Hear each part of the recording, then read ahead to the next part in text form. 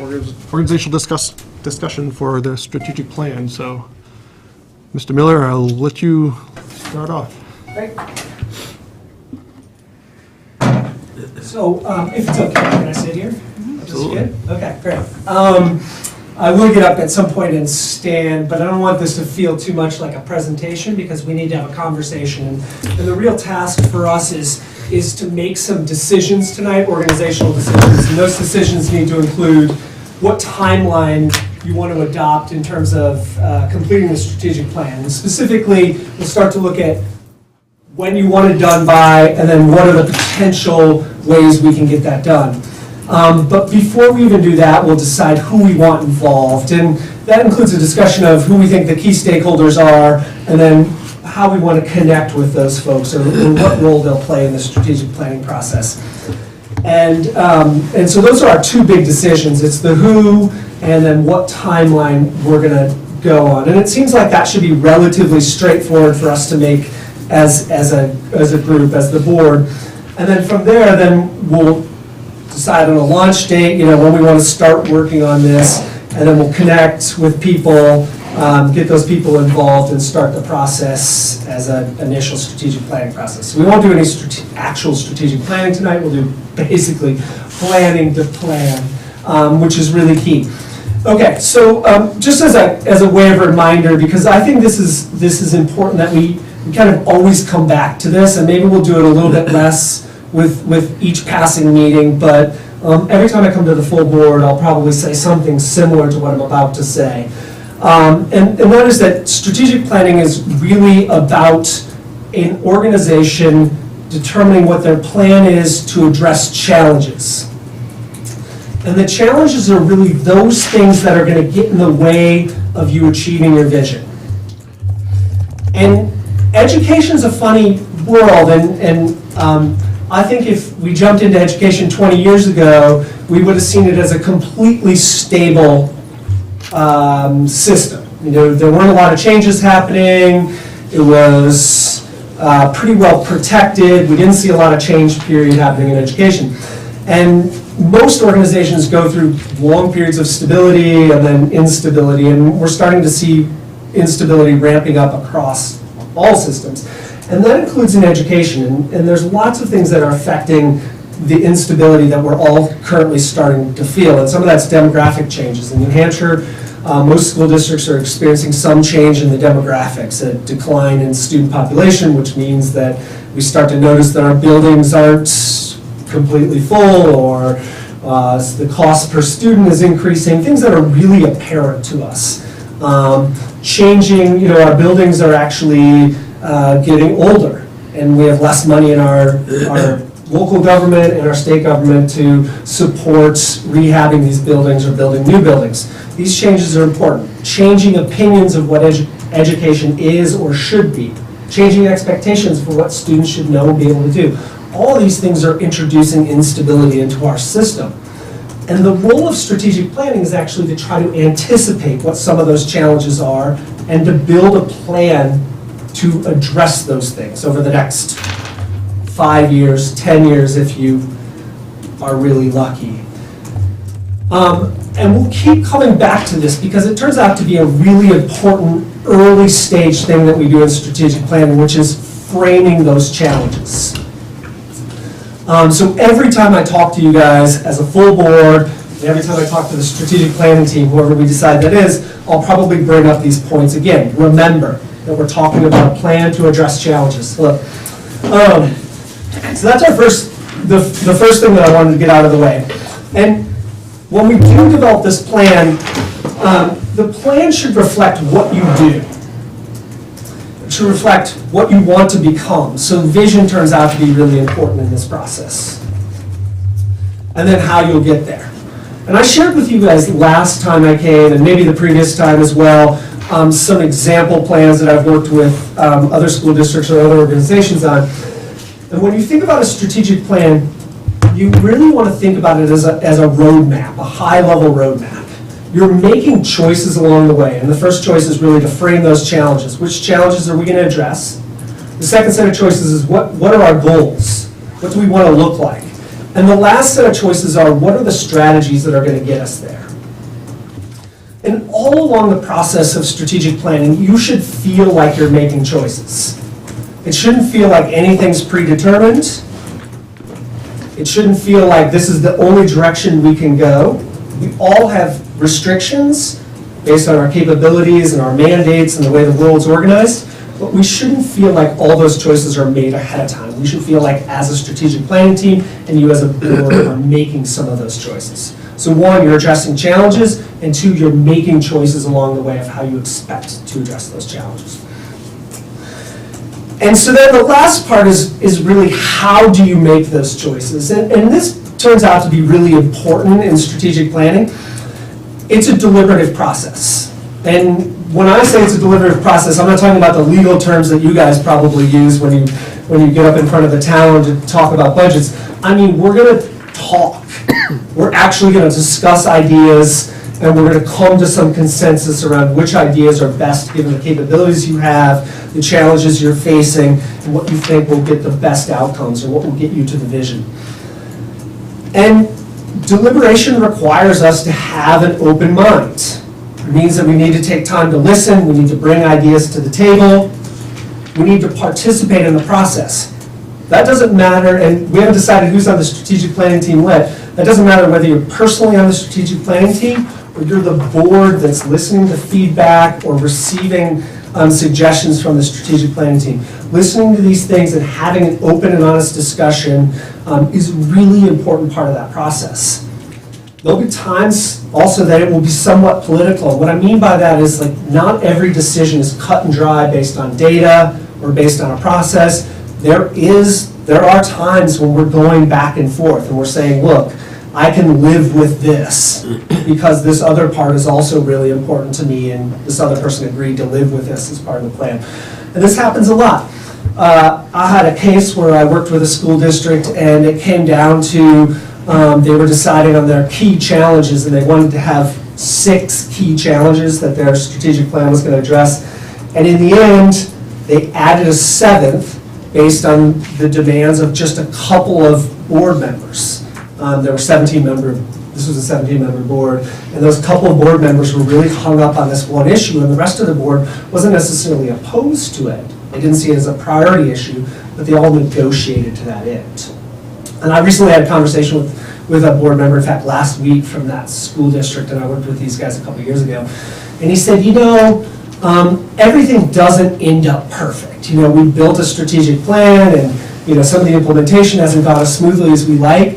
He said the 2 most important things that have come out of this is, one, it got us talking. It got us talking about the things that we shared in terms of vision and strategy. And the second thing he said, even now, 2 years after they had completed their strategic plan, every single conversation they have as a board is framed around how it impacts the strategic plan. And he said, that's the most impressive thing. If you look at our implementation rate, it's been slower than we hoped.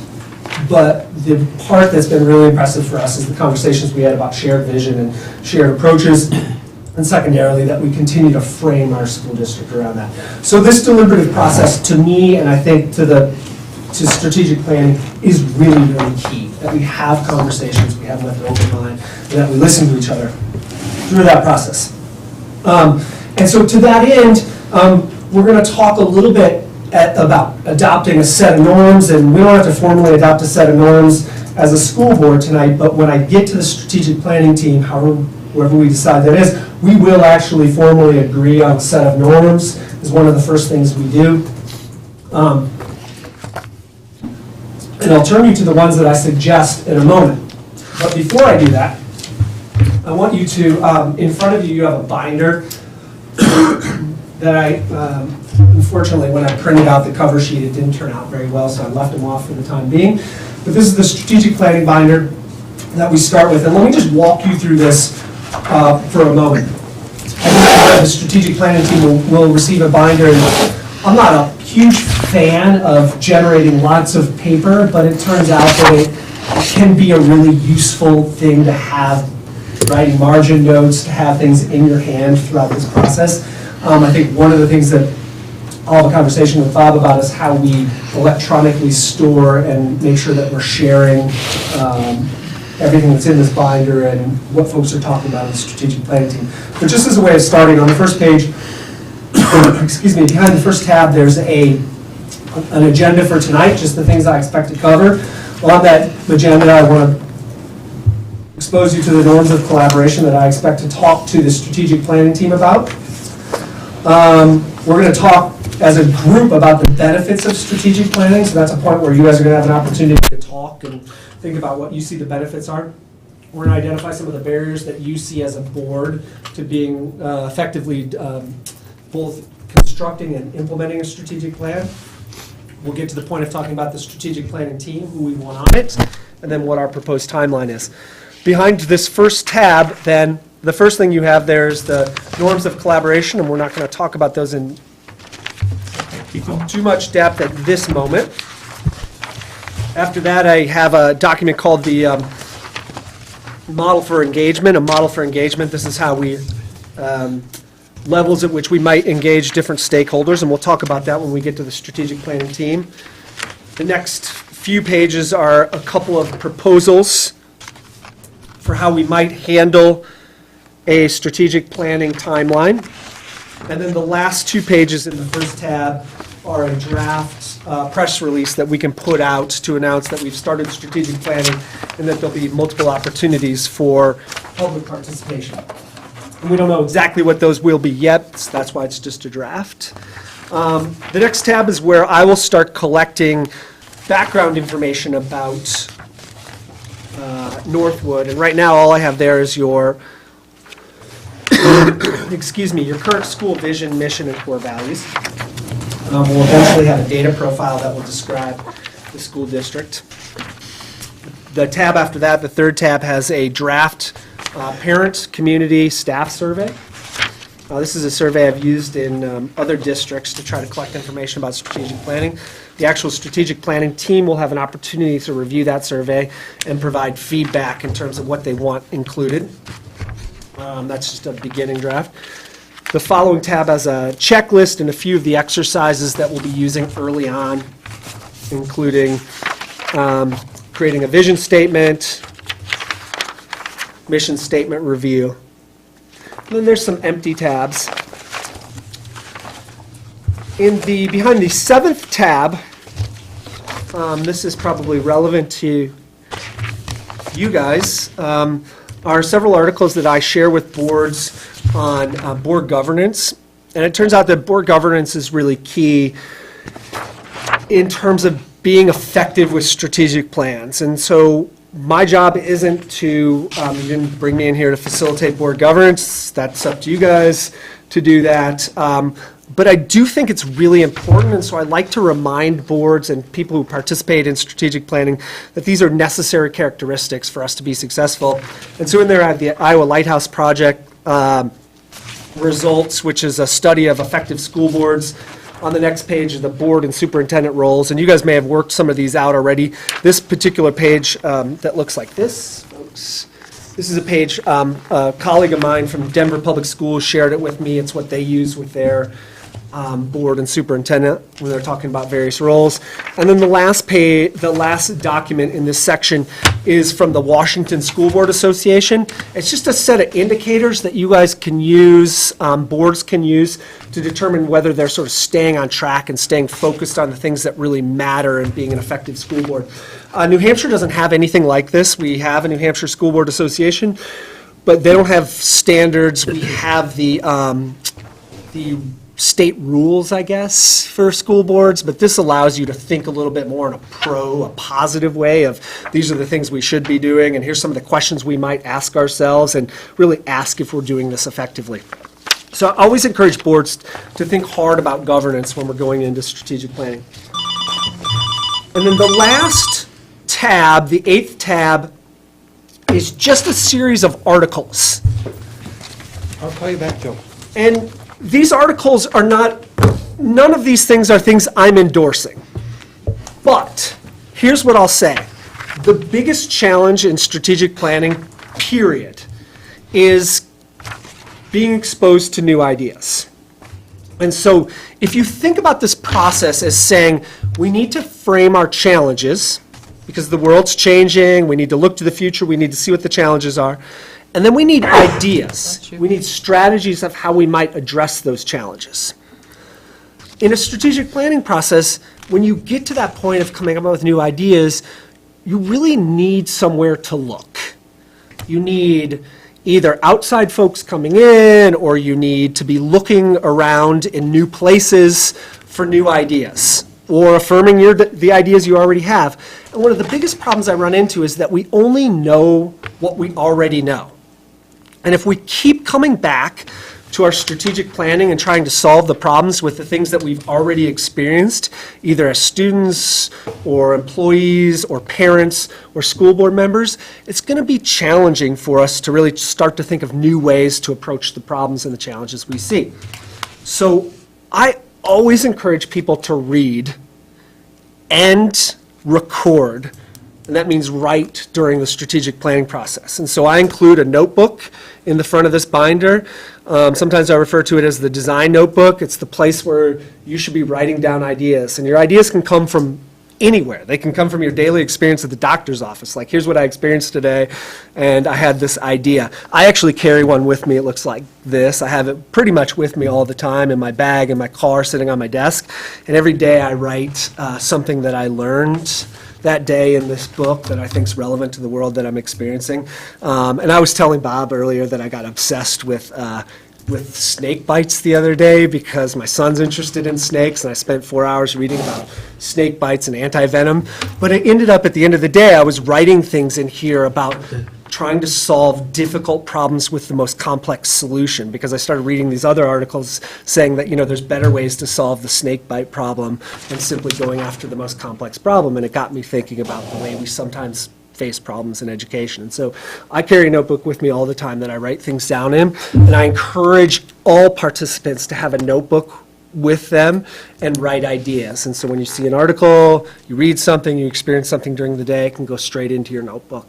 Sometimes through the process, I will also assign you homework if you're a participant. Maybe that discourages people from participating, I don't know. But there are times when you get assigned homework. And if as a board you haven't yet decided whether you're going to participate on the strategic planning team or who's going to be on that, but I would be happy to assign you homework right now. And I think if you're interested, one of the things that I often have boards do is take a picture, find a picture you took, a picture you cut out of a magazine, a picture you find on the internet, that represents the vision you have for this school district. One picture, and add one word to it. And you're allowed to have one picture and one word. And this is an exercise that I always do with strategic planning teams, and it's challenging and interesting, and it gets people really thinking about what their image is for the future of the organization and the school district.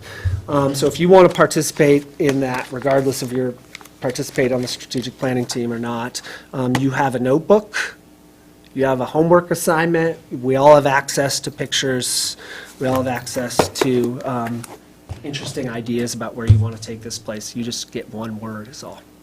So that's a binder, and the goal then is to fill the binder throughout the process as we go along, and everybody's keeping a historical record in the same way along the process. And other folks can share ideas too in terms of, I saw this really great article, you should be reading this article, and that's when the process really gets exciting, is when other folks are saying, this article was interesting to me, it made me think about our process.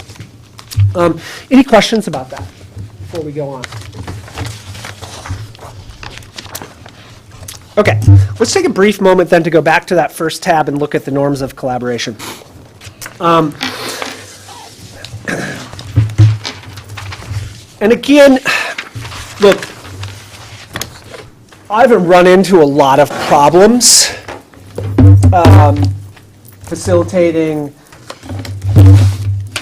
groups in terms of people violating norms or agreements ahead of time. It doesn't happen that often. But one of the values that I've seen in the norms of collaboration, and we can have whatever set of norms we want, but one of the values I've seen in the norms of collaboration is, one, we enter into the process knowing that here's some valuable behaviors that can contribute to a collaborative environment. And if you're going to put a team together to do strategic planning, you might as well accept that it's a collaborative environment. There's things I'll have you do on your own, but it is a collaborative environment, and the experience and the product will get to collaboratively. So we might as well look at this and say, these are some good behaviors that we could follow through on. Not all of them am I good at myself. And when I participate in groups, and I often have to check myself, and so they're helpful for me.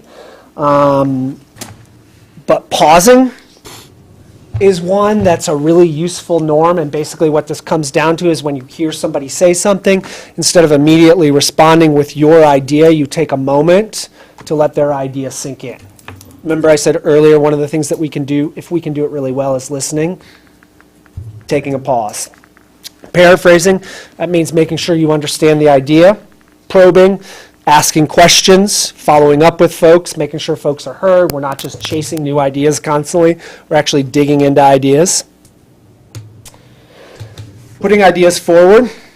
Best way to have a good idea is to have lots of them. That's a quote from Linus Pauling.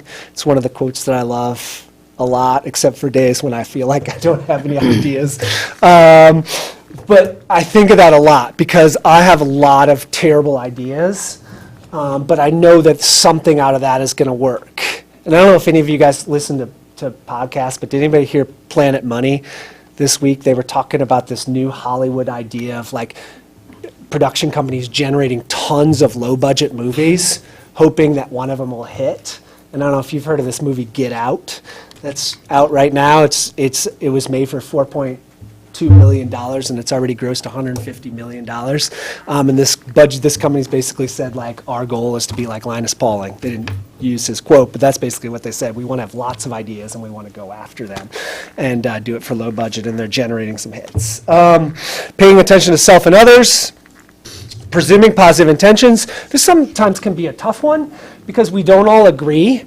And not agreeing is actually pretty key to having good ideas come out. We don't want everybody just to follow down a funnel.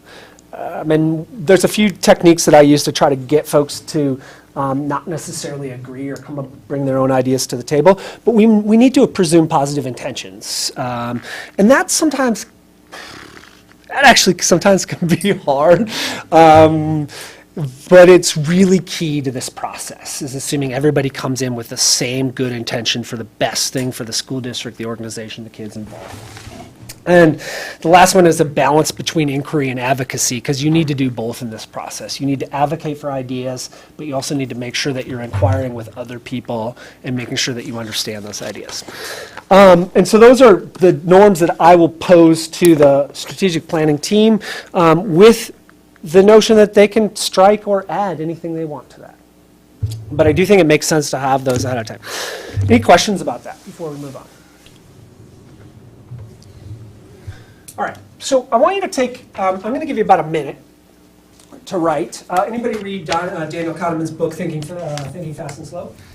Daniel Kahneman's he's a Nobel, he won the Nobel Prize for Economics. He's actually a psychologist.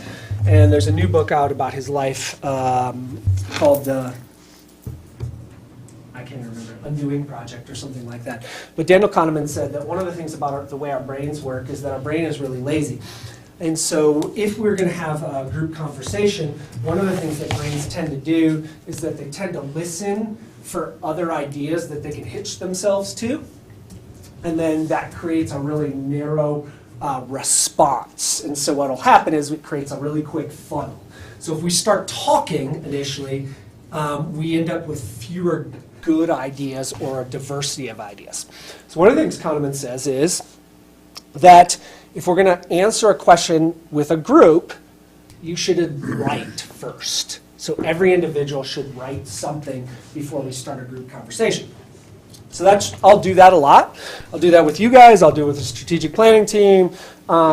Teachers should be doing this in their classrooms. It's a really well-established technique from brain research. Okay, so I want you to write. I'll give you a minute.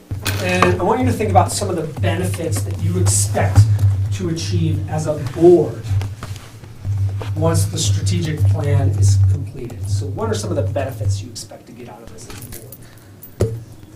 Benefits to the district? Yep, to you as a board and to the district, yep.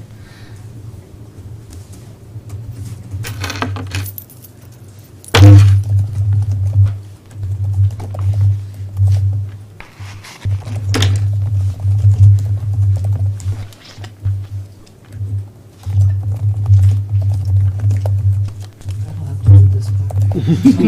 Totally off the mark.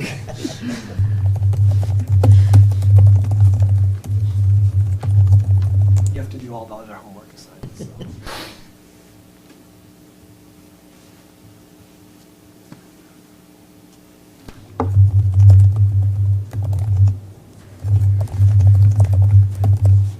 Seconds.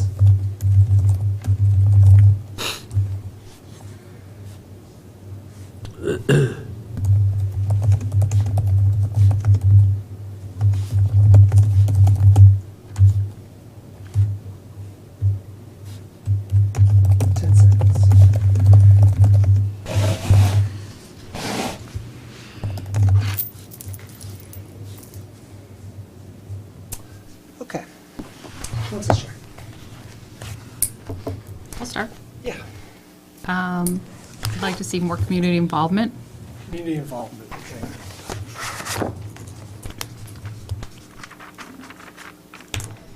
Do you want me to do all of them or just start with one? Just start with one. Okay. Yep. Yeah, go ahead. A plan to lead us 5 to 10 years down the road?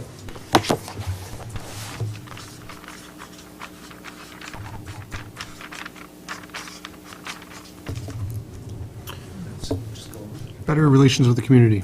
okay. Down there, or actually, I'll just put better relationships. It's a little bit different.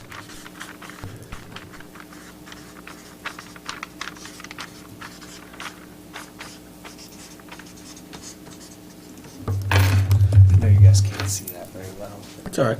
It's a little bit further. I trust you. Plus, it's not bad. I have terrible. Chose the wrong career. Can't spell and have bad handwriting. Vision for long-range budget planning. Yeah, budget planning. That's a huge one, right?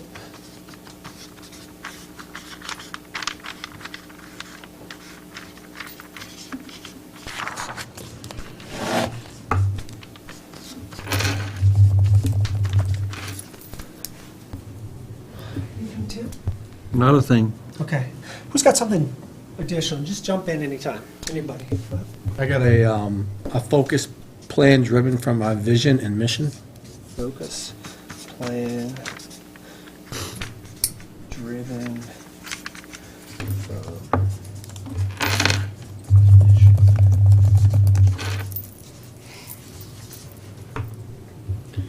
Just jump in. So I got a plan to make demonstrable education gains. Yeah. The wording's weird, but That's Plan what I kind of had, but Yeah. that sounds better than mine. for educational gains. Okay. So I know Keith had said the community relationships, but I had the board teacher-para relationship improvement. Okay, board to staff. Yes, yeah. Yeah.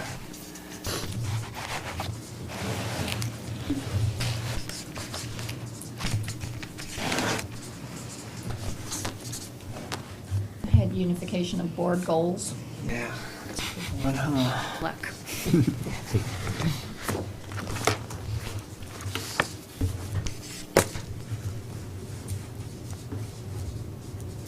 Yeah, I mean, this is a pretty big one, right? If you're going to do a strategic plan, it's like, we don't have to agree, you don't have to agree on everything, but jumping into strategic planning, you certainly are expecting to get out of it that we have a focus as a board.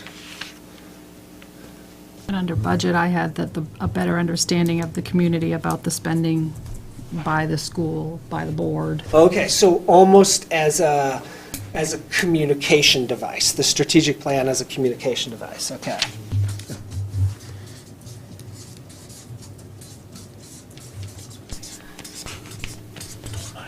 Sorry, it's there. So I asked one.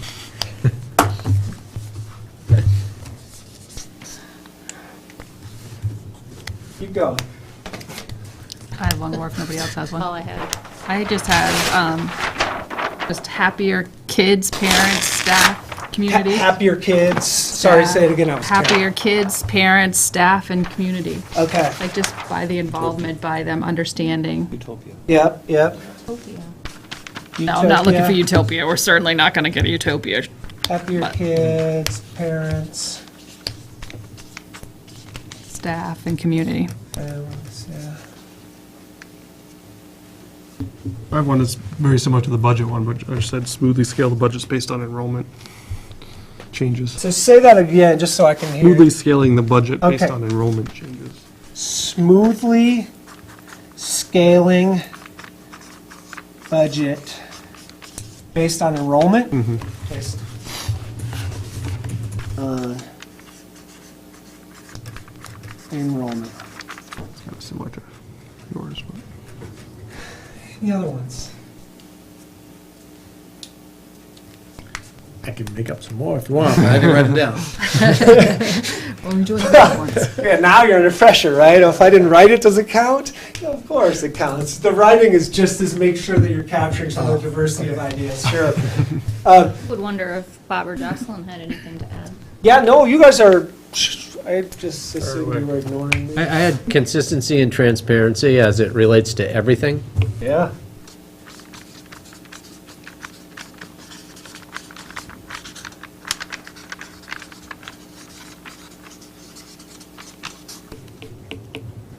I had less disruption resulting from turnover in administration. That's kind of the story of the school. Whoops. A lot of pressure on you. That was all of me. I did have others on here too, I swear. That's the most important one. Any other ones? One more? Increased collaboration within the board as well as throughout the community.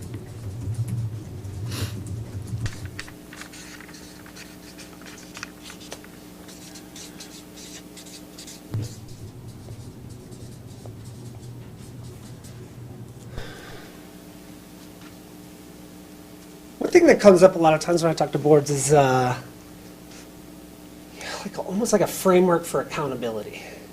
You know, like what is it that we're after and are we getting there? And so the strategic plan can provide, you know, what did we set out to say our strategies were for achieving these goals and how are we going relative to those strategies? So a lot of boards bring that up as a benefit of developing a strategic plan. And I heard some stuff about budgeting, and I'm wondering, also, what I hear sometimes is that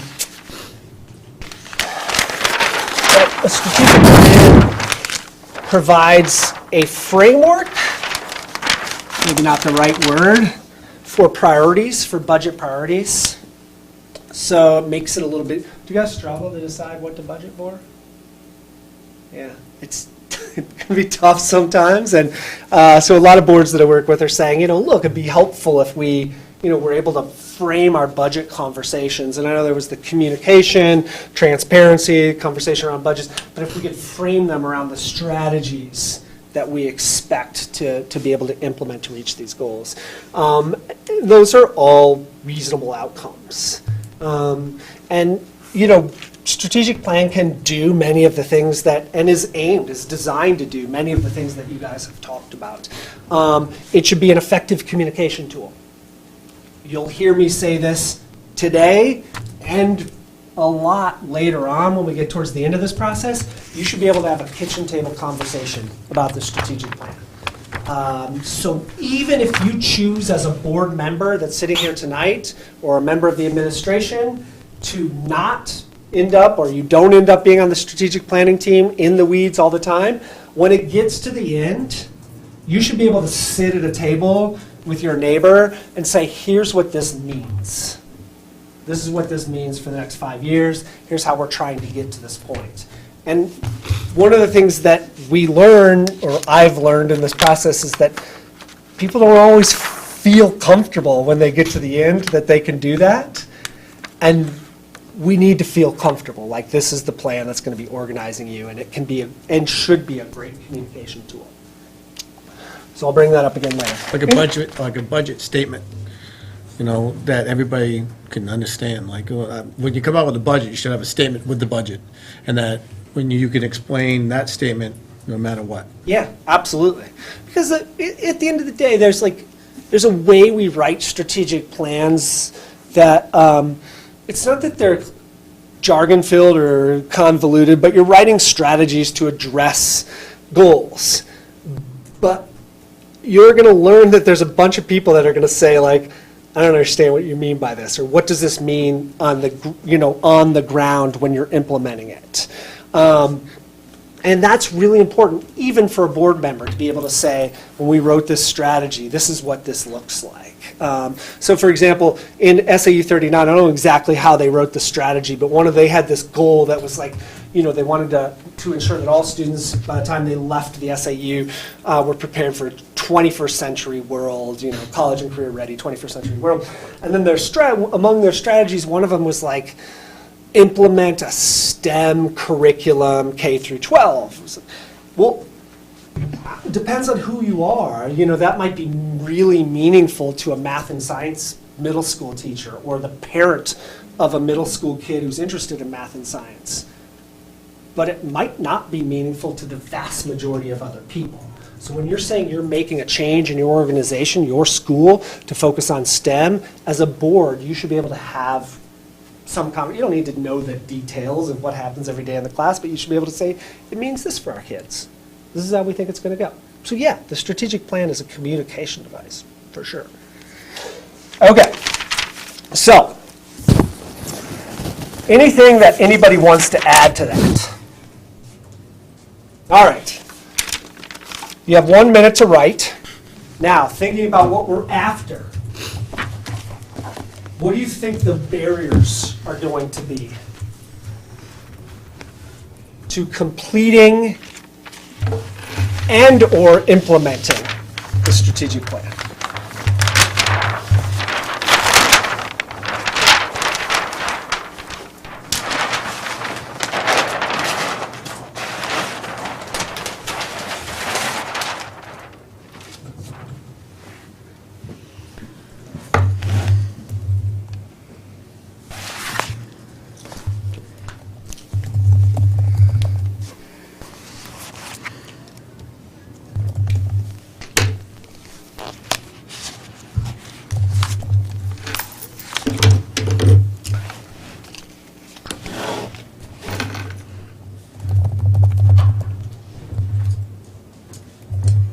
Seconds.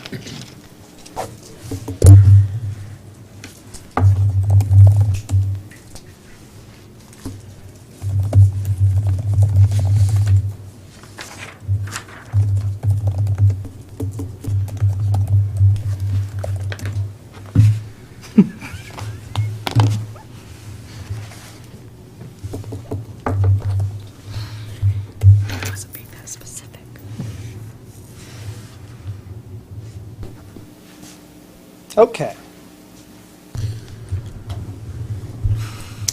Barriers. Go ahead. All school board members not buying in. Okay. Lack of buy-in. Whoops.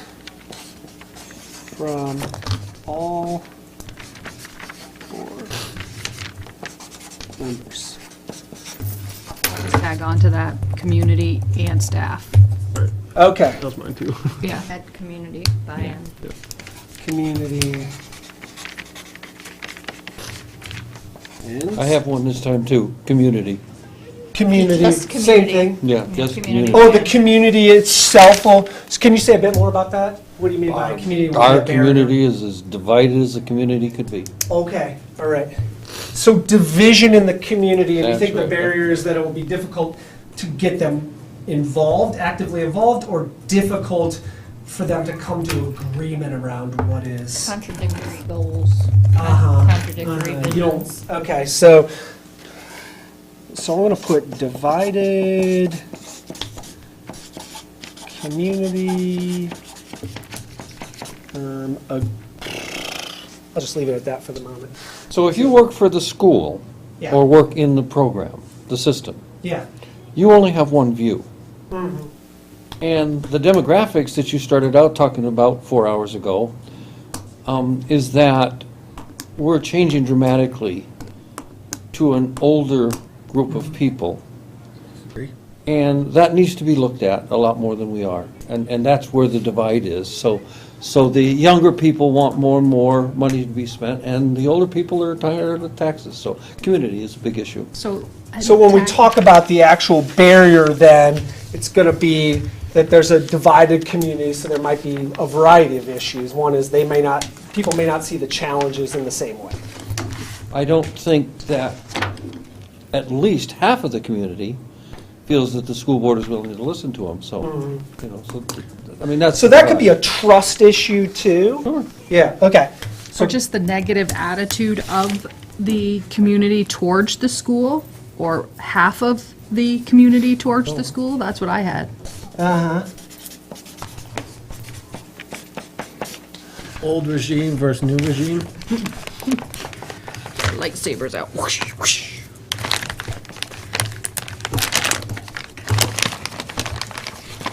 So would you say I captured that under divided community? The old regime versus new regime, or how might you say that another way so I can understand? Older regime versus very new. And you mean do you mean like age, literally, or? No, yeah. That's 100% accurate, though. I think that that's oversimplification Yeah. of the issue. I mean, it's So not we're a talking little age. bit into the actual issues, maybe not. But if we think about the issue that might prevent us from working on the plan or completing the plan and/or implementing the plan, what is that barrier?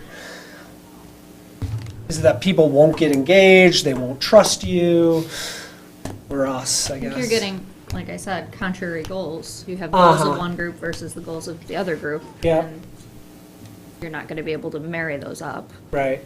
So one of the barriers might be that we're going to have trouble getting consensus because of the divided That's, community. yep, there you go. Is that a fair? Well, yeah, again, we're getting into details, and what it is I think people like to live in the past. They don't want to embrace the future. They don't want a 5-year plan. They'd rather just say, okay, let's just do it year by year, then, instead of just saying, no, we need a plan. We need to be, where are we going to be in 5 years? So there might be actual opposition to developing a plan, Yes. but maybe a potential barrier.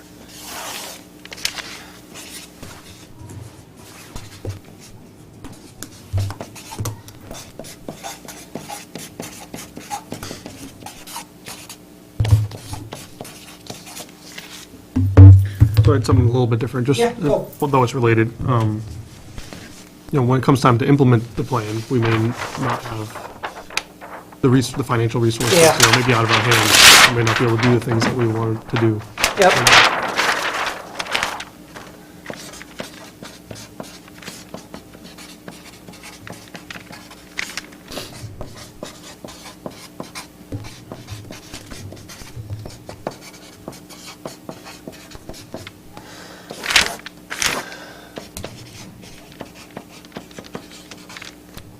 Keep going. Enrollment, Enrollment. either increasing or decreasing, Okay. that could be a barrier. So would you say managing enrollment, or? Well, I think enrollment's going to affect, it's going to affect your budget, it's going to affect the number of staff, the programs you run, the space, I mean, the whole 9 yards, so. Okay. Along what we were talking about a minute ago, I put down tradition and past history. People have their own perceptions of whether things are going well or not well in particular areas. And like you said in the beginning, you only know what you know. I think that's a barrier. Are you still reading? I'm sorry. Sorry, go ahead. I think one of the biggest barriers too, and I just give a little backstory of it, is that I'm on this board for 3 years, And if I get reelected, I get reelected. But I have 3 years to make it the best I can in 3 years, right? What I'm afraid of is that we're going to develop this plan and no one's going to follow through. So the barrier is following through. And so one of the barriers is board turnover, or, Yeah. Yeah. And not following Or through with the maybe plan. even just general, like turnover in general. Turnover in general. or turnover in general, okay, which then is follow-through becomes an issue. It could be turnover of the administration as That's right, that's why I well. said that in general, yeah. Right. Yep. I didn't write this down, but disruptions, I think, that's another thing. You know, we can always, things come up. Yeah, it's true. It turns out to be a huge one, which is that when you're thinking about the present, that tends to be a priority, right? When you're thinking about the future, it feels like something that you can move down the priority list. So there's a lot of research on how much time business leaders spend looking at strategy. It turns out to be typically less than 1 hour per month looking at strategy. So as leadership teams, why do we do that? Because, we got a hiring issue with our football coach or whatever. I know you guys don't hire football coaches, so I love that example. No football coach. No football coach is another barrier, right? Anything else? Money. Oh, Wasn't it disruptions. volleyball? So, Tim, would you say I captured that with lack of financial resources to implement? No. Okay. Say it another way then. So, I think that people have falsely rely on the amount of money as to the education that the kids are going to get. So, number one, so those people rely on the money, that's all they have no ideas, they just want more money. And then there's the other side of the people who feel that too much money makes you very lazy and you're not thinking of how to do well with the money and how to spend it rightly. And that particularly happens in a town with a slowly reducing amount of kids in the school. So is the Money can be a problem from both ends. so is the barrier the tension over how much money is the right amount of money, or No thanks.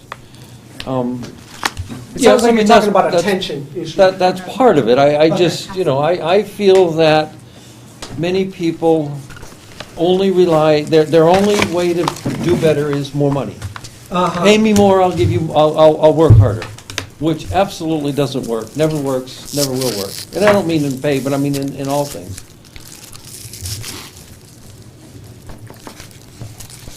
What was the beginning of that? You said financial? He said money, and I put tension over what is the right amount. I don't know if that's. I just think what I'm trying to say is money hides other things.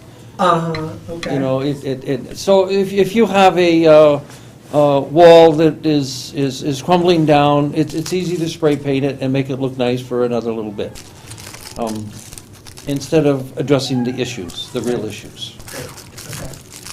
So, okay. Any other ones that we want to add? Time. Yeah, time's huge. If you guys didn't add it, I was going to add it because time is, Yep. how much time does everybody have to invest in this process? How much time is it going to take?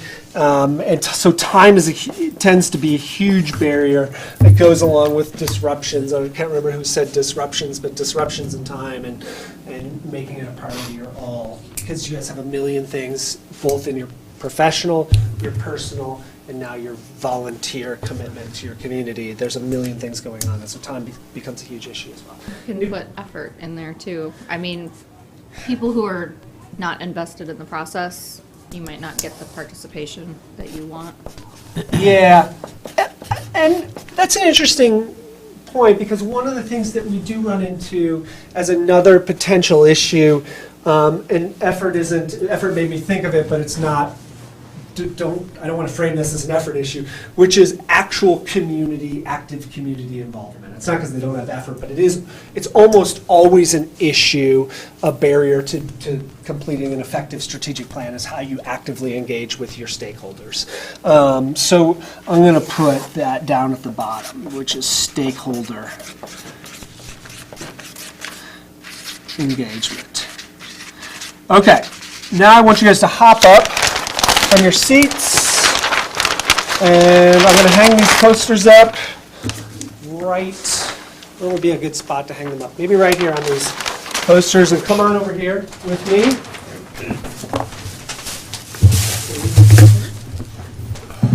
Exercise. Give one of those tabloids out to everybody, if there's enough for everybody.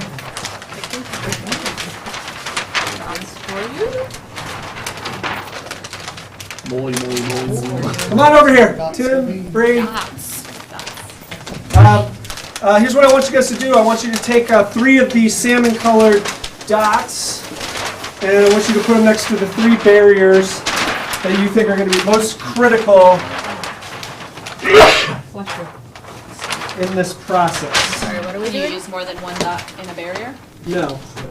So all my 3 dots are going. What are we doing? We're putting the ones that we think are the biggest. Yes, biggest barriers. Top 3? Yep.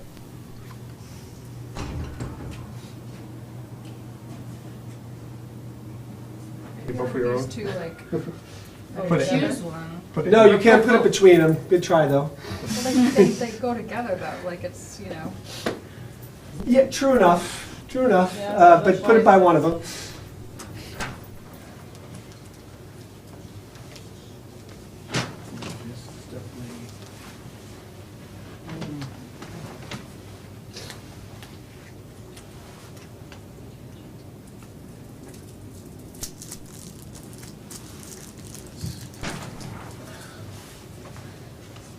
When you're done, don't go back to your seat. Stay here. I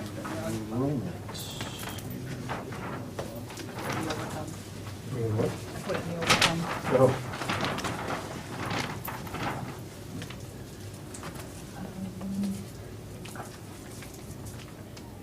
Time's so vague, but it...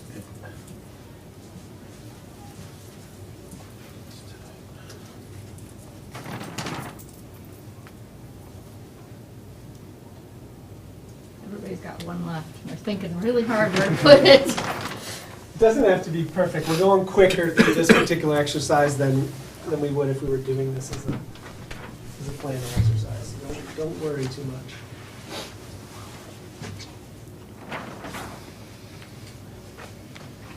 I don't know if I did 2 or 3, but...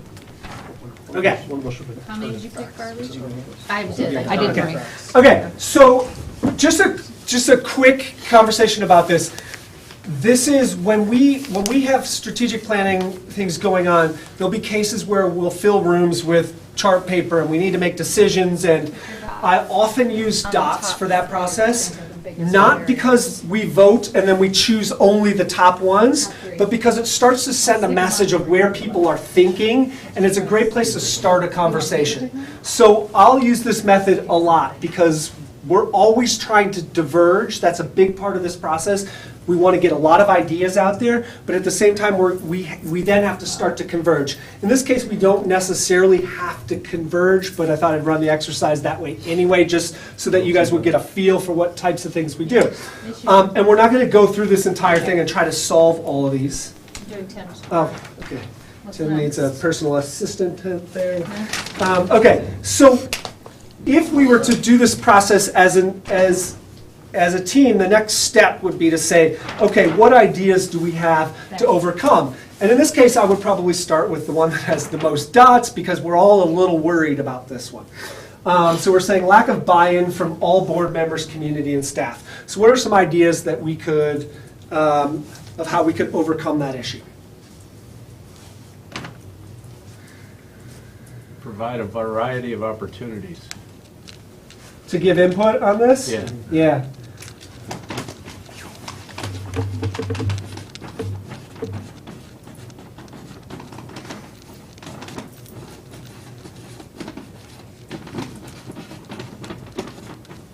Whoops. It has an E on the end. Invite the skeptics. Yeah.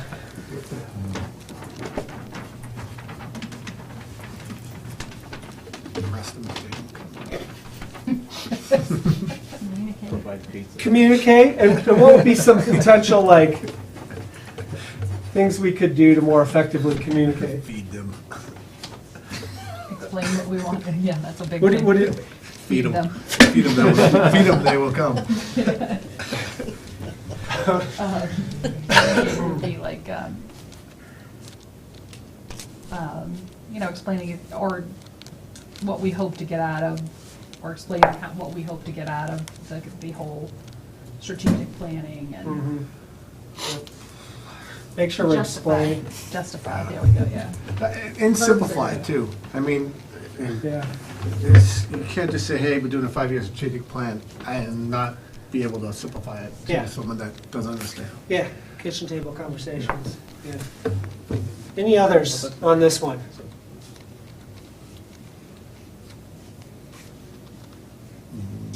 Follow through on feedback. Yeah, Or it's huge, right? respond to feedback. Yeah, don't reject it. Follow through and respond to feedback.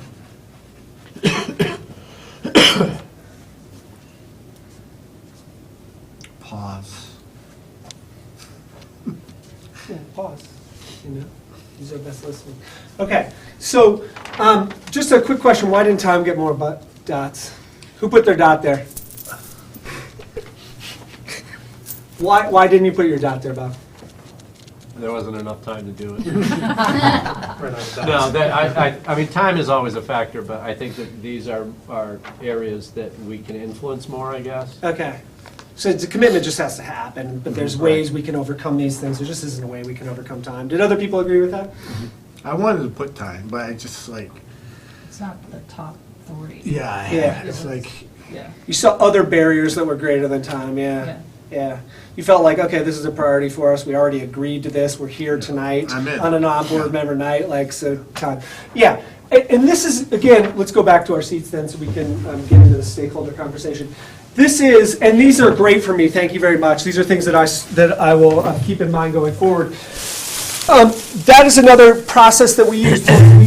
During the strategic planning process, I'll be asking people to do things just like this. Generate ideas.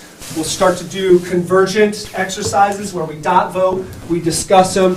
I'll often ask people why they didn't do things, not just why they did things, to make sure that we're drawing out conversations. That was, perfect example of how that plays out. All right, so the next thing we need to do is we're going to start to work on our deciding who should be on our strategic planning team. And I said this, I think last time I was here, I don't know if I said exactly the right number, but I believe that I said that you are best off getting more than 7 people on your core team, or 7 or more, because there's some number research that suggests that anything less than 7 doesn't work very well. And it starts to get a little unwieldy when you get up into the, over 15 range, but there's no exact science to that, and we can make whatever works. The one thing I'll say about creating a strategic planning team is that people are making a commitment. So, you don't want to select 30 people just because you want to include everyone, and then have, 9 people show up at every meeting and not have it be the same 9 people.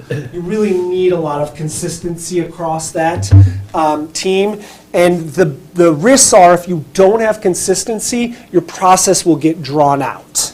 It'll just get longer because you're constantly bringing people in. You're discussing points at multiple meetings that you've discussed in prior meetings. It just gets longer, and it's really inefficient. Doesn't mean you can't come out with a plan, but you may have that plan in 4 years versus 6 or 8 months or something like that. So that's why I suggest that part of it is making a commitment. So one of the things that we do when we start to talk about who belongs is start to name our stakeholders. And we can do this just as a full group, but who are some of the stakeholders that we're thinking about when we talk about our community, our school community? And the school community, by the way, includes everybody, not just the people in the school. Board members, teachers. What is it? Board members are definitely stakeholders. I heard teachers. Students. Administration. Taxpayers.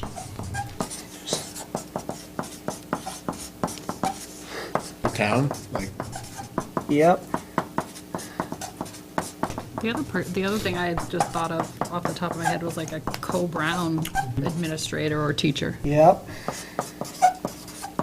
representative. Co-Brown. Selectmen, Parents on there? Selectmen. I didn't get parents. Nope. budget committee member? Here, pass that down. Parents. Somebody said parents. Somebody said, what'd you say? Budget committee? Did I hear? Was there something after budget committee? I said planning board, I was just going through all of them. Conservation. It's okay. The Women's Budget. Committee, planning board. Kidding on the planning board. Or were you serious? I mean, a 5-year plan, yeah, planning board, yeah. I would say so. If we wanted to grow. Club. For what? The planning board is the town planning board. It's not the school planning We'll board. put them there for the moment. We It have doesn't mean decreased that it doesn't mean that they have any involvement in this process. Others, Support staff. support staff. I was gonna say staff. You know what I missed? I think somebody said students. Did I get students? I did, okay. Yeah, paraprofessionals, teachers, staff, administrators. I had an SAU member, I mean, I guess they are under administration, but Yeah, do you differentiate between administration and SAU? No? I'd include that under all staff. Okay. well, somebody from the library. State of New Hampshire? The Department of Education? Yeah? I'm shaking my head. I'm not sure if they are. They seem like they might be. A police officer. No, we have one. Who else? Who's your other stakeholders? I got taxpayers. What about business owners? The people that own businesses in town that don't live in town? Yeah. Okay.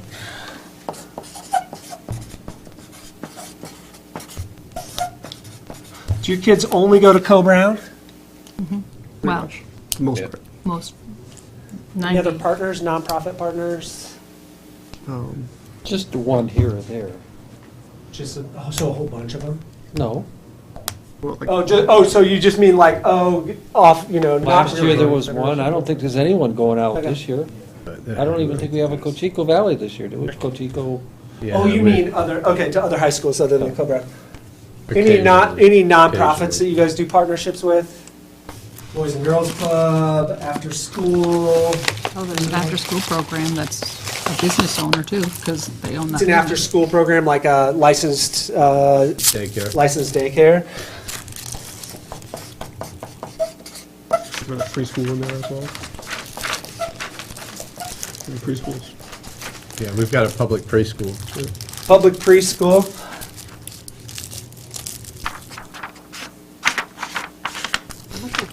Our representatives. Yes, your state representatives, you mean, your elected officials? Yeah.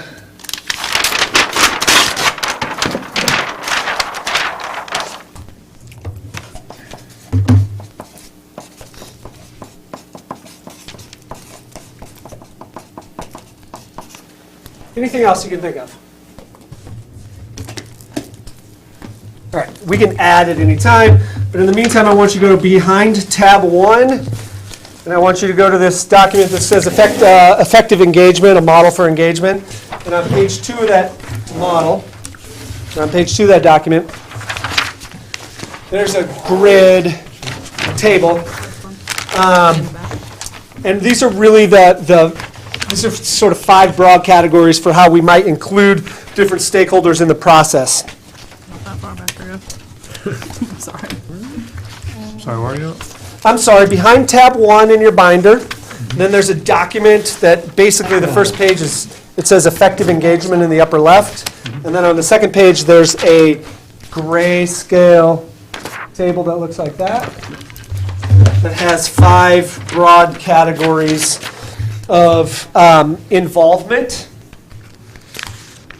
moving from inform to empower. There's actually another category which is ignore. I mean, it could be for this project, you might see that as relevant, and for, I don't know, looking over these stakeholders, I'm not really sure, but it might be.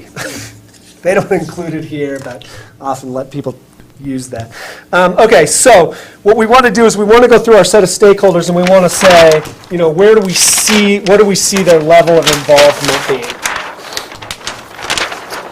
Based on these 5/6, I guess 6 categories that I discussed. So let's start with board members.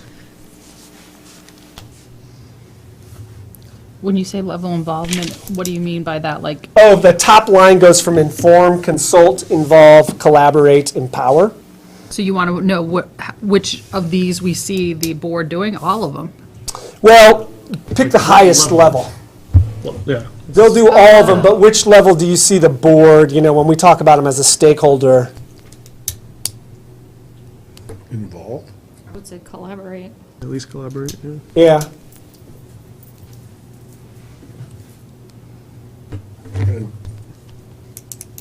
Collaborate, you guys agree? Yeah. Yep, let's go on to the next one.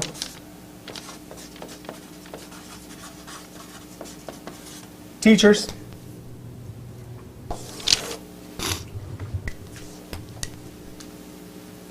Collaborate again. Yeah.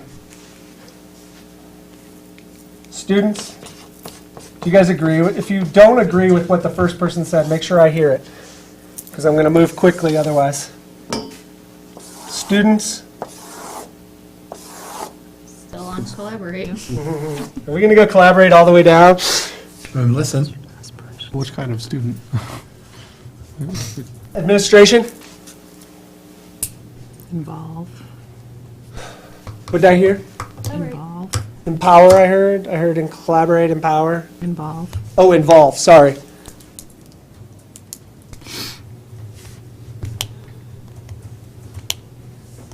It's a little tricky because it's designed as a public outreach rather than all stakeholders. So you kind of have to add a little bit of definition. What was the one we were on now? We're on administration.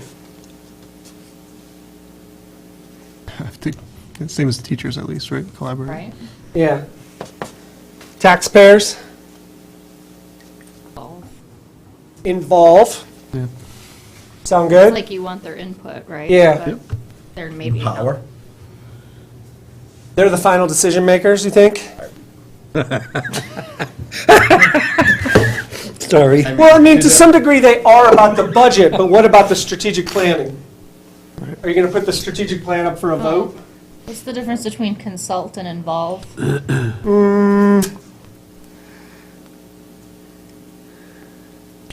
One starts with a C. I would say that consult is a little lower touch. In other words, you know, you might just be surveys, forums, but they may not have a seat at the actual planning table. You might ask for feedback, but they don't have a seat at the planning table. That's the consult level. Yeah, Say involve, I would think you would want some. yeah, okay. What do you guys agree? Involve? Town? The actual town, like, You we're mean not like talking about the towns- people living, but we're You talking mean about like town town office. staff. Yep. Consult, maybe? Yeah, consult. Consult. Yeah, okay. Next one down is Co-Brown. Consult. Consult. Involve, I mean, Yeah, Involve, yeah. to work directly with the. yeah, we just send kids there, you know, we should listen to what they have to say too. Okay. Because we will work with you to ensure that your concerns and aspirations are directly affected and known. Selectmen. That's kind of like the town, so it's like consult. Consult. Parents. Collaborate. And You listen. guys agree? Oops. Jocelyn, will you do me a favor? Will you have this somewhere visible? Budget committee. Ask them, I was gonna put them as, so collaborate, Collaborate or involve, yeah, I mean, to have them as a member of the, What'd you say? Nothing. I would say involve. Involve. Yeah, Yeah. definitely want them on there. It might rise to the level of including them in the planning board.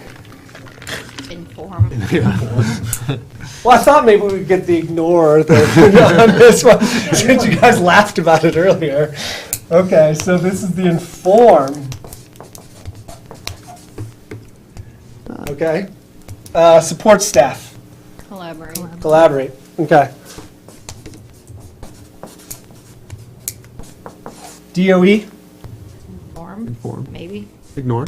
I mean, the interesting thing about that is, I'm just kidding. I thought that over as soon as I put it up there. I was like, well, maybe they're the ignore. But the thinking about this, right, is like, who knows, like, so it might be a useful partnership to have during the strategic planning process. You don't really know, so the minimum probably is what did you guys said inform, right? I was informed, but he's a consultant, and I maybe agree with that. You know, we would. Like consult actually them. invite them to come down to like, you run if we a need them. forum or something, and you say, you contact your DOE person and say, hey, we're running this forum, we'd love to, have you come down and, I can see it's definitely like Yeah. running ideas by them, hey, can we do this, Yeah.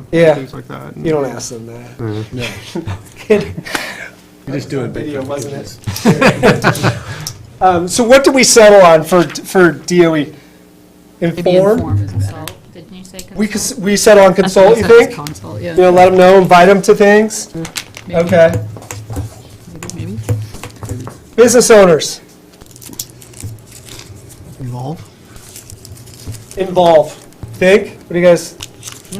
Bree's hedging on that. I was more in the inform, but I don't feel strongly about it. Okay, we can put involve here. It doesn't, there's, Yeah, There's- I mean, you have taxpayers and you have town and parents and everything, I don't know. there's nothing that, there's no requirements at this point. We're just saying, this is how we're feeling about their level of engagement. After-school program. What does that mean? Like the person who runs it? Yeah. Are those not teachers? No. Not always? No. No, there's no, I don't think there's any teachers in it. They're parents, though. No, it's kind of a private. different thing? It's Just a Private. private. It's employees, Oh. not of ours. Oh, okay. It's a They pay us. kind of business, kind of. We don't, not much, but they pay us a little to use the old gym. Oh. And they watch the kids after school. It's a good program.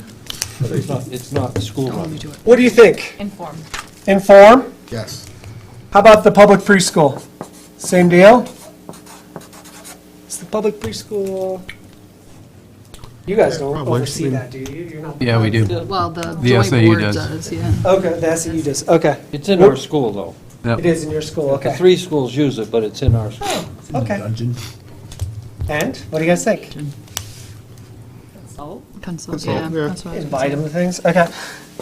Okay, and last one is your, I believe, your elected officials. Oh, say. I was gonna say. Consult, okay. Now, we've got this list of stakeholders. Now the question is, who and how many people from these stakeholder groups do we think we should include in our strategic planning team? And the work of the strategic planning team, Jim. He'd have all that wall. the work of the strategic planning team is they're going to actually do the work of going from day one, first meeting, to presenting a final strategic plan to the board. Throughout the process, I do believe that there should be additional board updates, even if all board members don't participate in the strategic planning team. But the role of the strategic planning team is to come to the meetings, to do the deliberation at the meetings, do homework, help plan any forums and outreach. So they're going to actually shepherd the plan all the way through. Now, they're going to take input along the way, so they won't come up with all the ideas, but they'll actually shepherd the work all the way through. Quick question before I go any further. Who's empowered to make the decision about the plan? Like, when it's done, does the strategic planning team bring it to the board, and the board either accepts it or doesn't accept it? The board. The board. Okay, I just want to make sure.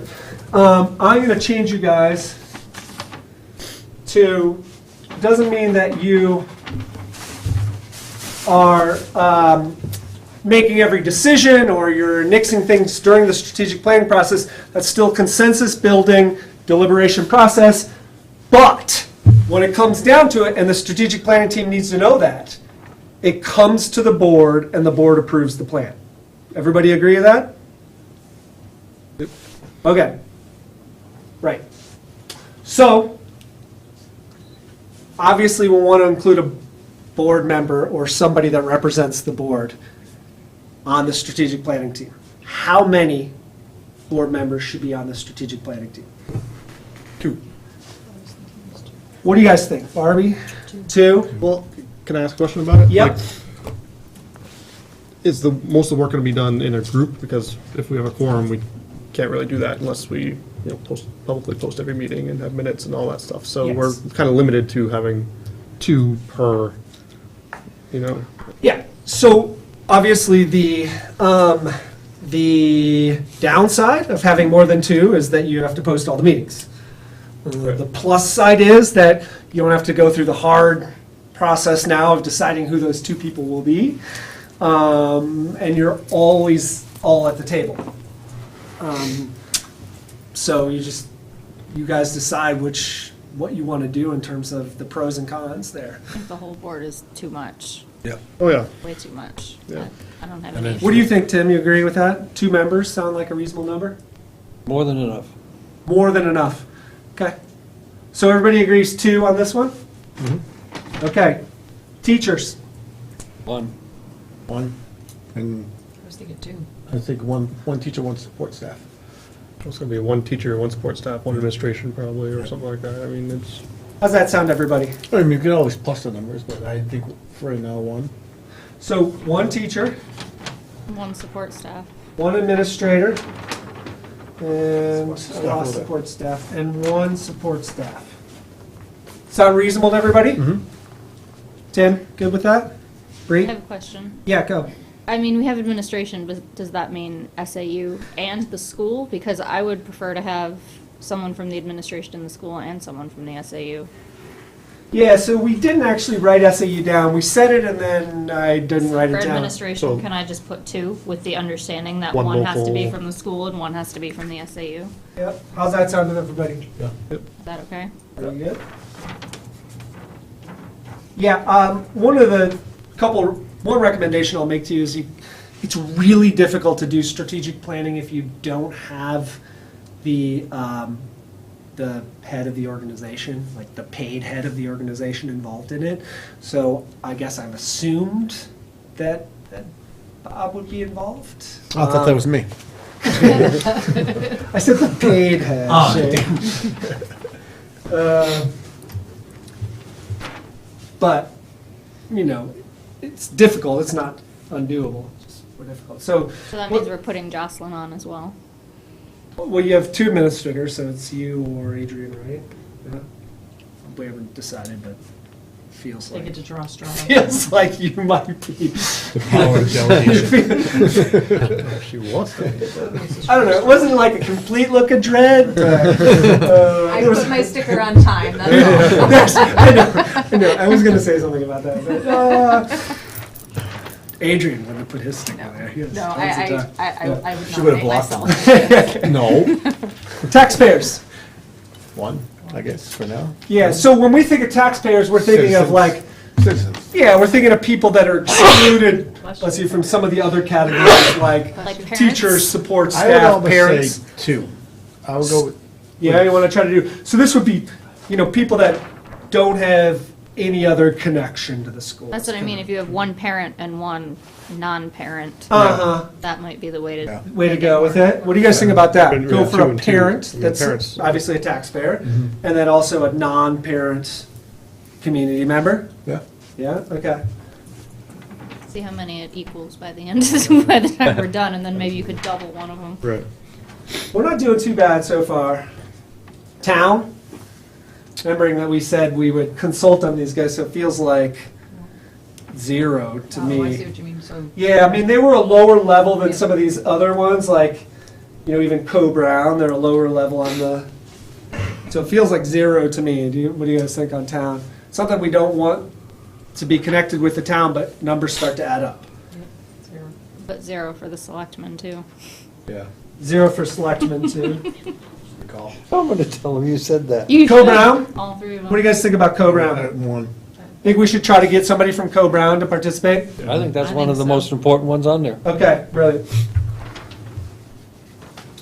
Budget committee. 0. 0. Okay, we got 1 and 0 here. 0, so now you got 3 zeros. 1. In the 3 to deciding 2. vote, Keith. Oh, I said 1. Oh, did you say 1? Yeah, I think it's important to involve them. All right, what do you guys think about we put 1 there for the time being, and then we come back and we review what the total number we have? Half. Half a number. You can only come to Can only the come first half half of of the meeting. Okay, planning board. Got 0. Okay. Shame. Oh, God. DOE, 0. Good, huh? 0. That's a good one. Business owners, The other Joe. I'm going 0. 0. I know what Jody meant. I don't know. Maybe if it was a pizza place, they could bring pizza. So 1. Half, a half a Can you pizza. back up? You skipped. After school you program? skipped students. Who are we Oh, I did? I want. That's like the second time around I've done that. I Okay, want- I yeah, want- student, sorry. I want 1. Yeah. Yeah, 1. Sure. Like a Co-Brown student, you're thinking? Not necessarily. No, student from here. What if we did one of Not like each, a a really co-brown sophisticated and a, 7th people? grader. An 8th grade student. Or an 8th grade student. Well, I don't know. A 7th grade student has more investment because they're still here for another year. I think if you did an 8th grade student, you might not get as much enthusiasm. So I got a vote for at least 1. Yeah, 1. And I've heard a compelling argument for 1 from Northwood and 1 from Co-Brown. The one from Co-Brown would be like a consult. Well, you're talking about 1 student from Co-Brown, right? Yeah. Not, Yeah. not the other Co-Brown. Yeah. So like if we, it's, the one student we would want because he's in the school right now, and then consulting a student later on, if we need to like find out, hey, how did you think the school was? Uh-huh. It's a valuable, it actually is a valuable voice of folks that have left your school. Right. So we can put that down maybe as a, how do you guys feel about me putting it as a 1 Co-Brown to consult, but we can come back through it and look at it again, because it also may be difficult to get a high school kid, but you never know. That's a big school, isn't it? They have They community need service community requirements. service. Yeah. if we sign off on it. I'll just put a little asterisk next to this one. Okay, sorry, thank you for bringing me back to students on there. After school program, 0. 0. public preschool, 0. No. 0. 0. Okay, and State elected. state elected officials. 0. Okay. So, 583. sorry? 583. Bring them all in. The whole house. Okay, so that gets us to 2, 3, 4, We'll 5, legalize 6, marijuana inside 7, the school. 8, 9, 10, I'll go back to school. 11. 11. I think it's 11. Do I have that I right? counted 12, but maybe I counted Oh, I wrong. skipped over the Co-Brown one. Oh, you did? Yeah, I skipped over it for the moment because we said we'd come back to it depending on the numbers we had. So 12 isn't bad, you said. So you want to go, so no, 12 fits right in that, you know, Well, we have a sounds very really big to unique me. situation in town where Co-Brown is private, public, but they do everything pretty much on their own. We have somewheres around 0 input into Co-Brown as a school board. And I mean that sincerely. Yep. So I think it's important that we do include someone from Co-Brown, a student. Just really, I think it's very important. what do you guys think? Should we make an effort then? I've heard two folks make arguments for including Co-Brown. Should we make an effort to recruit a student from Co-Brown? We have, I mean, it's not like we're, looking at 20 and we're trying to cut back right now. We're looking at potential, I think I so. have a thought. yeah. So, and this is true of any of these, but 1 Co-Brown student is going to have a fairly narrow view, whereas if we surveyed Co-Brown students, we get a wider representative view. That's true of all of these singletons, but For kids in particular, they tend to be a little egocentric and not look at the bigger picture. And I would value in a K through 8 school where you have 9 grade levels, it's really hard for any one teacher to represent that big of a span. So Well, I would advocate for 2 teachers and I think we're going to look for feedback from these other groups in multiple ways. These are just the people that are actually going to be on the, committee driving it, right? But I understand what you're saying. So we have 2 things lined up at the moment. One is whether we should include a Co-Brown student as part of the student voice, and the second thing that Jocelyn's added to the table is whether we should have 2 teachers rather than 1 because of the range that teachers represent. I would agree I with agree with Jocelyn. that. Both parts of what Both Jocelyn parts. said? Okay. Yep. So Axe, the Co-Brown student? I know, but I I did like like her the idea of- survey. Yeah, the survey, I like the idea of the Survey. survey. Develop So a that's like survey a to the consult or, students. Because we do it for the freshmen, what was that survey that they do? the transition. The transition survey. Okay, so let me just make sure I can catch up. Am I increasing the teachers to 2? Yes. I don't agree with that necessarily. I don't either. And not because I don't think Some of the I want to hear bigger more of their stakeholders. input, I definitely do, but I think when you look at what our barrier is, right, our biggest barrier is getting people involved, I'd actually like to see more non-school people involved, right, in this process. Maybe we only need 1 board member then. It could be, but you know what I'm saying? I want to involve more of the town than just the people that have vested interest in the school. So we have a couple of things hanging up then. Now we're on 3 things up in the air that we want to discuss. And remember, we're at 11, and then we have 3 kind of hanging up in the air right now, 3 potential additions. One is Co-Brown student, we can take them all together, just keeping this in mind. Co-Brown student as an active participant, an additional teacher, and an additional community member that's a non-school related. That, if we added all 3 of those, that would take us to 14. So can I just ask a Yep. clarifying question here? I mean, whether somebody's on the committee itself, it doesn't mean that we're not going to take feedback from that category of people, right? Absolutely. In general. We're going to do There's everything. going to be the person sitting on the chair and That's coming to right. meetings and That's right. and Yep, helping drive things, Yep. right? yep. can I just quote something that I Yes. found in here that I liked? Public schools in particular are governed by school boards often composed of non-educators. They are subject to pressures from parents too. Parents' opinions are important, but teaching is a craft. A lot of science goes into it, and we need to do more to respect that. I vote for the teacher because I think that they are one of the biggest stakeholders in the strategic plan. I'm sorry, Bozer says, whoever Bozer was. I do agree with that, but I would it's go with easier to 2 get the to 1. teachers to commit to the plan than it is the community. Right. Oh, Right, that's the thing, is I think we can get 100% agree with feedback from the It's teachers also easier for anyway. the teachers to sabotage a plan.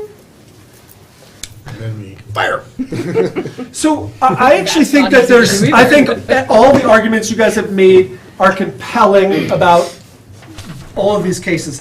I agree with the argument Barbie just made by citing the Ulrich Bozer article in that you do need insights from professionals, especially when we get down the line and we're trying to solve problems. This isn't just a plan that's meant to bring the community together or communicate, but it also, we want to do the best job we can to understand the problems we currently have and come up with good solutions. And it's helpful to have teachers involved in that. So I agree that wouldn't hurt us to add a teacher here. I mean, we have the space. We're not looking at cutting 30 people.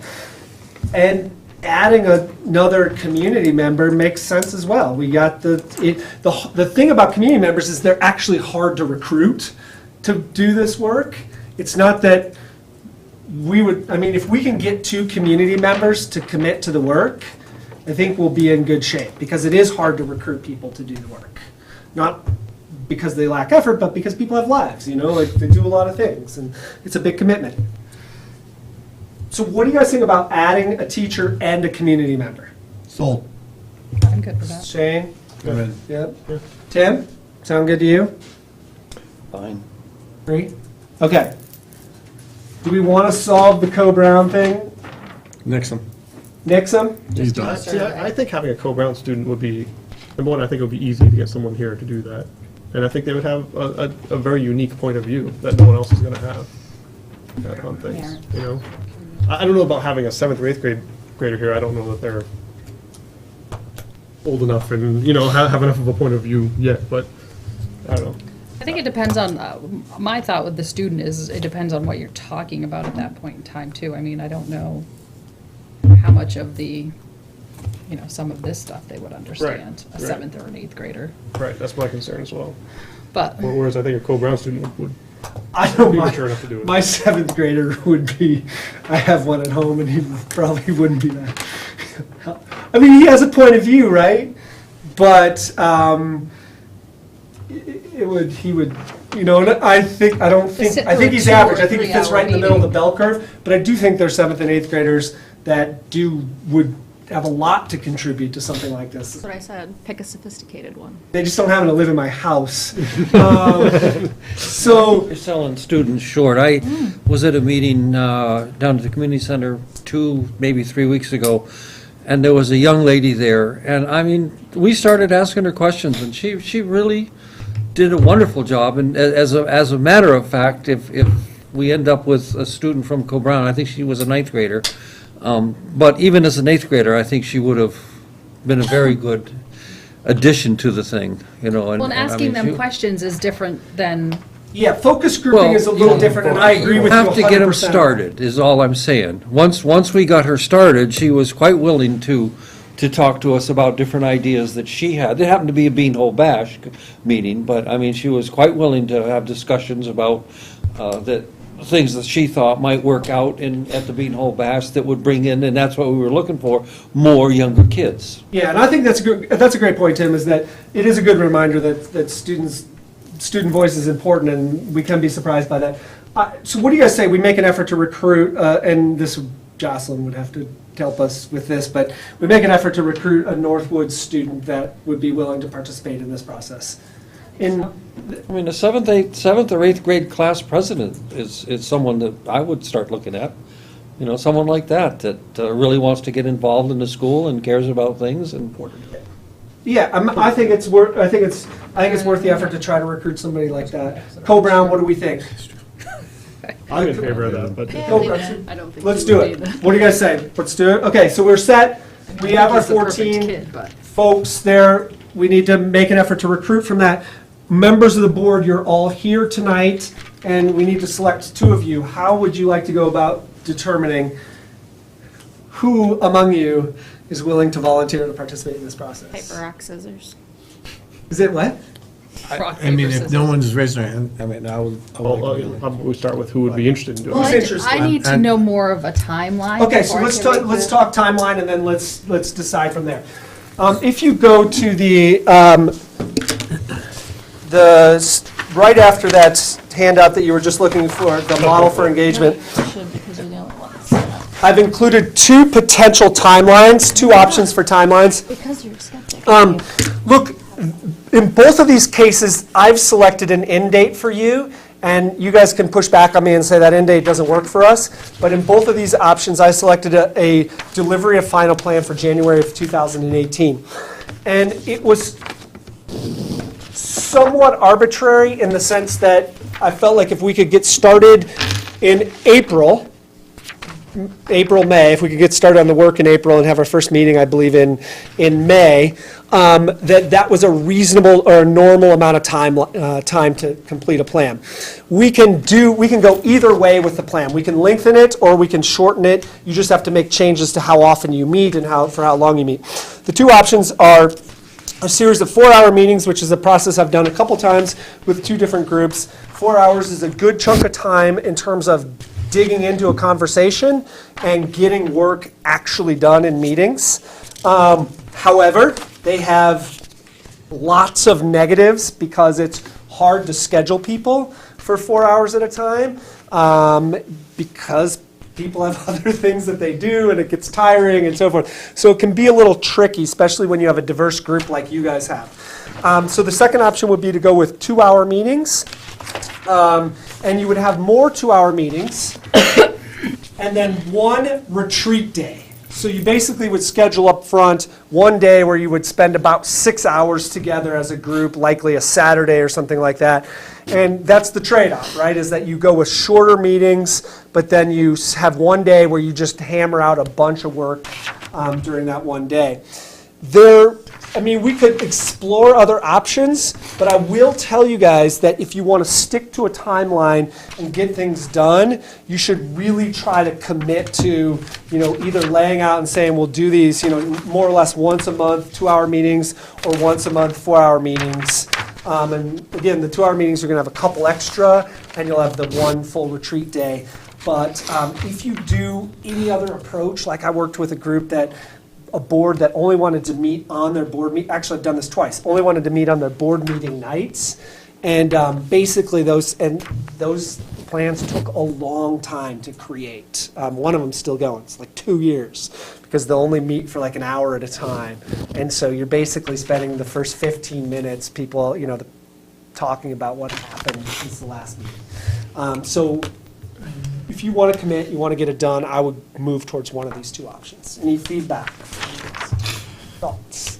I think the first plan, although in a perfect world, that'd be great. I think the number of 4-hour meetings will be less, but with scheduling, I think 2 hours is much more doable for people. Yeah. And even if it has to have a 6-hour block at one point, as long as there's only 1 or 2 of those. I agree with that. Because you can get it fit into an evening after work, before bedtime. Whereas with 4 hours, you can't really. It would be And really. what is your personal plan there? Are these daytime meetings or nighttime meetings? Well, so because of the diversity of your group, strikes me that you would probably end up with nighttime meetings. The only time I've ever done the 4-hour meeting blocks, I've done it twice. I'm doing a project right now, and one that I finished last year was cases where the people could meet during the day. So they met at 9, they met till 1. And I've had cases actually in the past where I facilitated groups where we had half-day or full-day meetings, and we had parent participate, or parents on the groups, or community members on the group, and they never came. Basically what it came down to was the people that could get out of work, like staff members and stuff like that, could come to the meetings, showed up at the meetings because they had subs or whatever, and the community members or parents could never come to the meetings. So how is that going to work? I don't know why I care, but how is that going to work for people like Dr. Godomsky, Ms. Young, teachers and stuff who would, if you did it at night? Yeah, because it's cooking the bargain. I mean, that's, so they're volunteering their time at that point.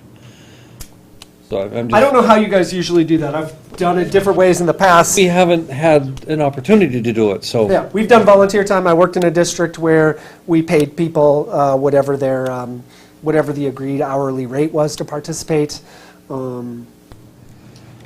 Okay. But it's, I don't know how you usually do that. Well, I'm just, I mean, it just, I think we have to look at all of those options as to when to have the meetings. I think that parents and other people are going to want to have it at night. Yeah. I think people that are in the school system are going to want to have during the school day. Yeah. So that they are paid, and that means some additional monies being spent on the substitute lines. And so, I mean, there's a lot to consider as far as the time.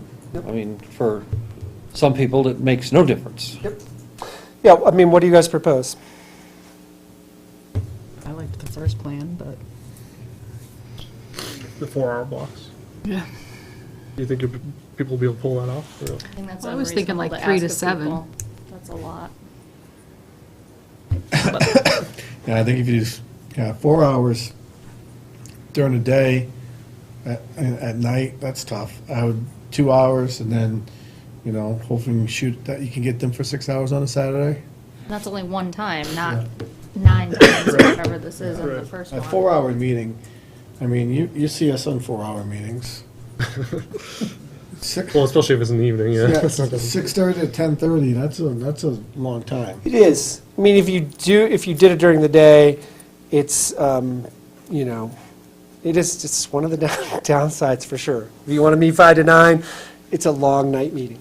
So with the 2-hour meetings too, we could maybe move them around a little bit too. Have one in the afternoon, have one in the evening or something. I think you have more flexibility with the 2-hour meetings. Right, that's what I'm saying.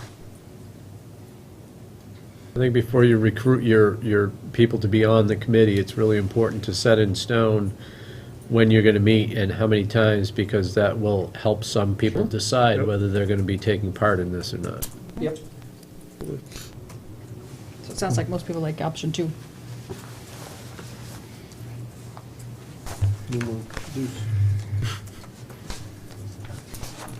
So,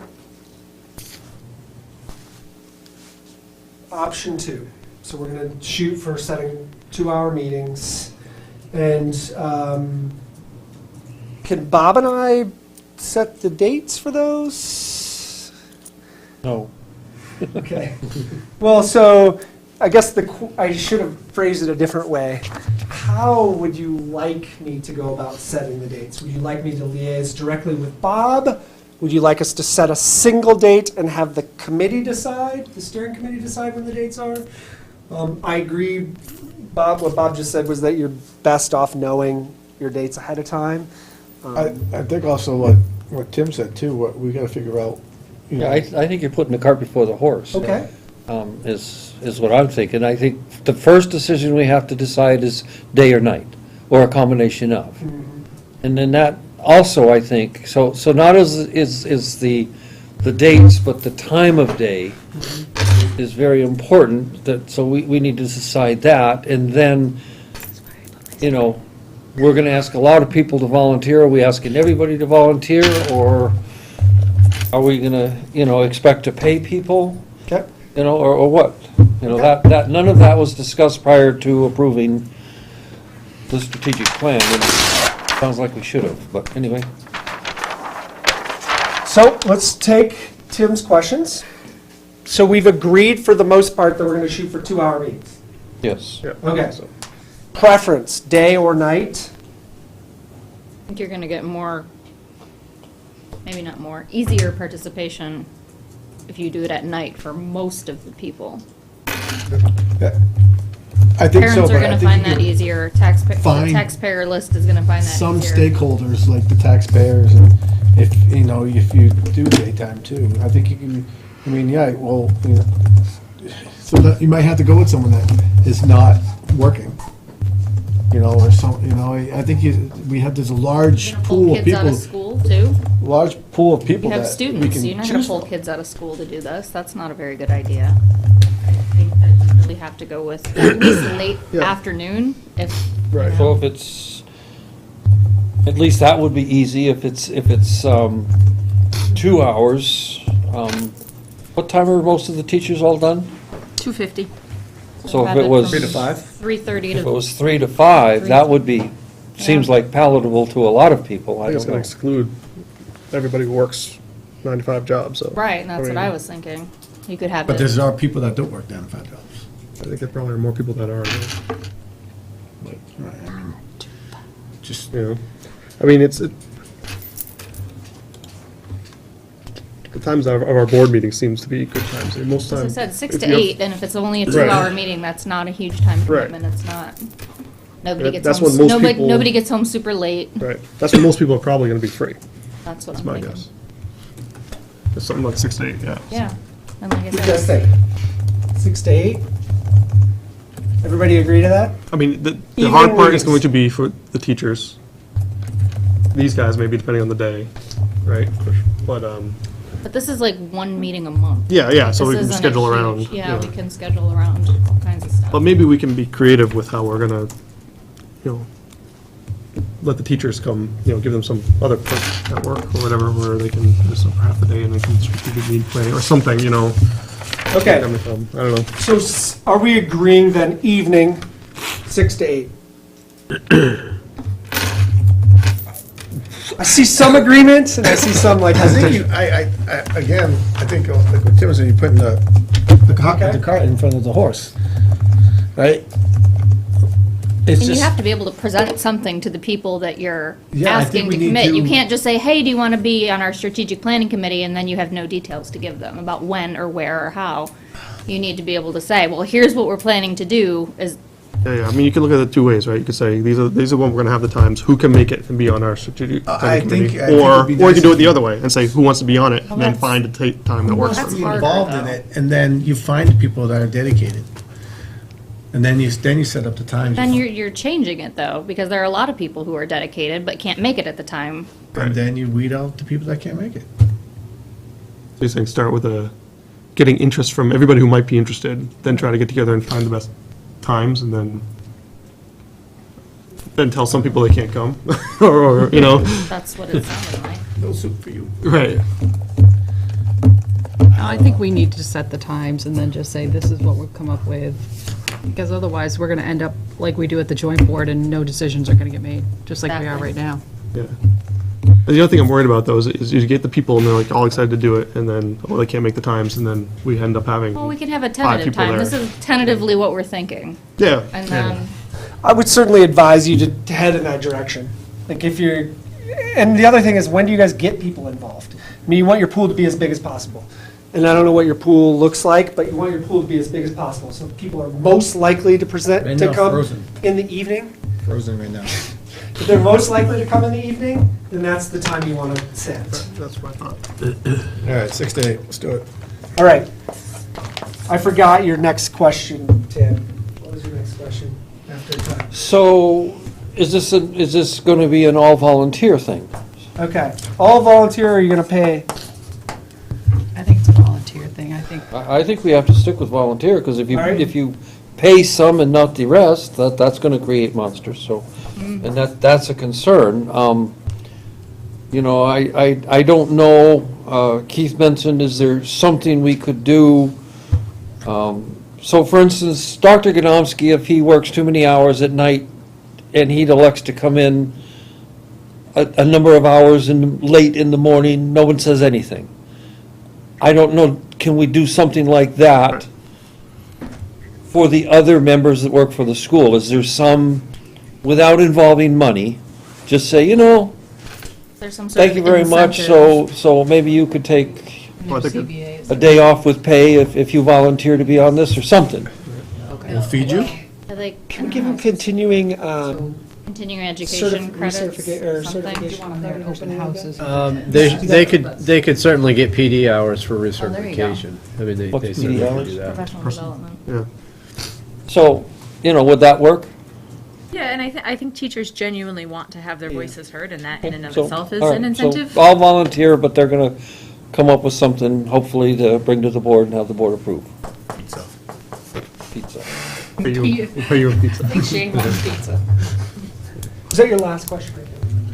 We got money in this. Well, yes, but another one came up. So, Pizza? do you have a 6-hour, We do- we- 6-hour meeting? Are we gonna use some of our money in the, board line to Feed 'em. provide some lunch that particular day? I mean, we do have money in lines that we could do that, so on the 6-hour day, or if there's, I think, was there one? Yeah, you also want to provide some light stuff when you do, if you do a community Okay. forum, which I highly. So we'll have to recommend have just somebody figure out what that's gonna cost and get that approved through the board.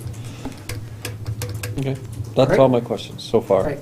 So our agreement so far is that we're going to shoot for something like the 2-hour meeting version. We're going to shoot for evenings, likely 6 to 8.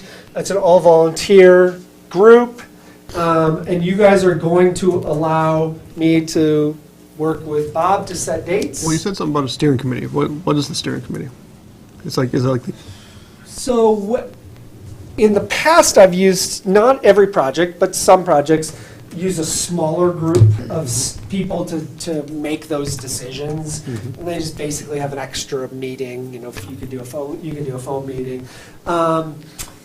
In Amherst, which was the last time I did that, we had a board, 3 board members, because they had 17 members on the board. We had 3 board members, the superintendent and one of the principals. because they had several schools. And then we just basically set agendas together and things like that, you know. But the meeting times were all set with me and the superintendent. We did those together. So you can have a steering committee if you want. Yeah, the only thing whether we have one or not, doesn't matter to me, but I think there is going to be a subset of key players that need to be available for all of these meetings now, like everybody who we know is going to be on the committee, for sure, like, I assume Bob and Jocelyn and whatever the 2 board members are, right? So that could be the steering committee, I suppose, or I think they all should be involved in the setting of the schedule, at least because they are key, right? So Okay. they have to be, Okay. you know, So schedule set by,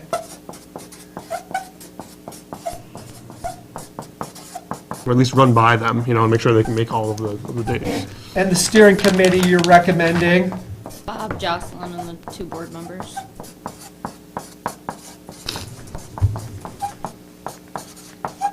Agree? Everybody agree with that? All good? Yes. Okay, we can do that. We can start that tomorrow. All right. Other questions? Go. One. Yep. How do we get these other committee members? Do we approach people we think might be interested? Yeah. And who does that Who approaching? decides, right? Yeah. And who And who decides, right? You decides? said you had an advertisement in here. Yeah, so you can do it a couple ways. One is you can simply do outreach. You can say, okay, so Jocelyn, ask a couple of teachers, and you can do it that way. So that's sort of a self-select thing. Another possible way to do this is that I just put a draft press release in here, and we could craft the press release to say we're developing a strategic planning team, we're looking for folks that are members of the community, or whatever the things are that we're looking for. If you're interested in being involved, contact so-and-so, and see how that plays out. Once you get into that process, you end up typically having to recruit people, like find people that are engaged and interested and ask them to participate. Well, so 2 things. First off, we need to try Okay? something other than just Self-selected. stacking the deck. You can Yep. call it whatever you want. Okay? We have a big advantage in Northwood called The Sun. It's a small newspaper that comes Okay. out of Pittsfield. Never heard of it. And for almost no money, we can put either what you're saying, and maybe that too, and an ad in there. We're talking pennies on the dollar here. Okay. We can put an ad, and it goes to every single house in town. Okay. And just ask, tell them what we're doing. Put it in the Laker. We can put it in the Laker. We've got lots of places to put What's these 2 different papers? The Laker is the school newsletter. Oh, okay. newsletter. Forum. Forum. yeah. We can put it in the forum. You know, I don't know what there's that a is. number of ways Another to, newspaper. Okay. forum's more of an online, Okay. but usually when we have a meeting, there's a lady from the forum here, a reporter, volunteer Okay. reporter.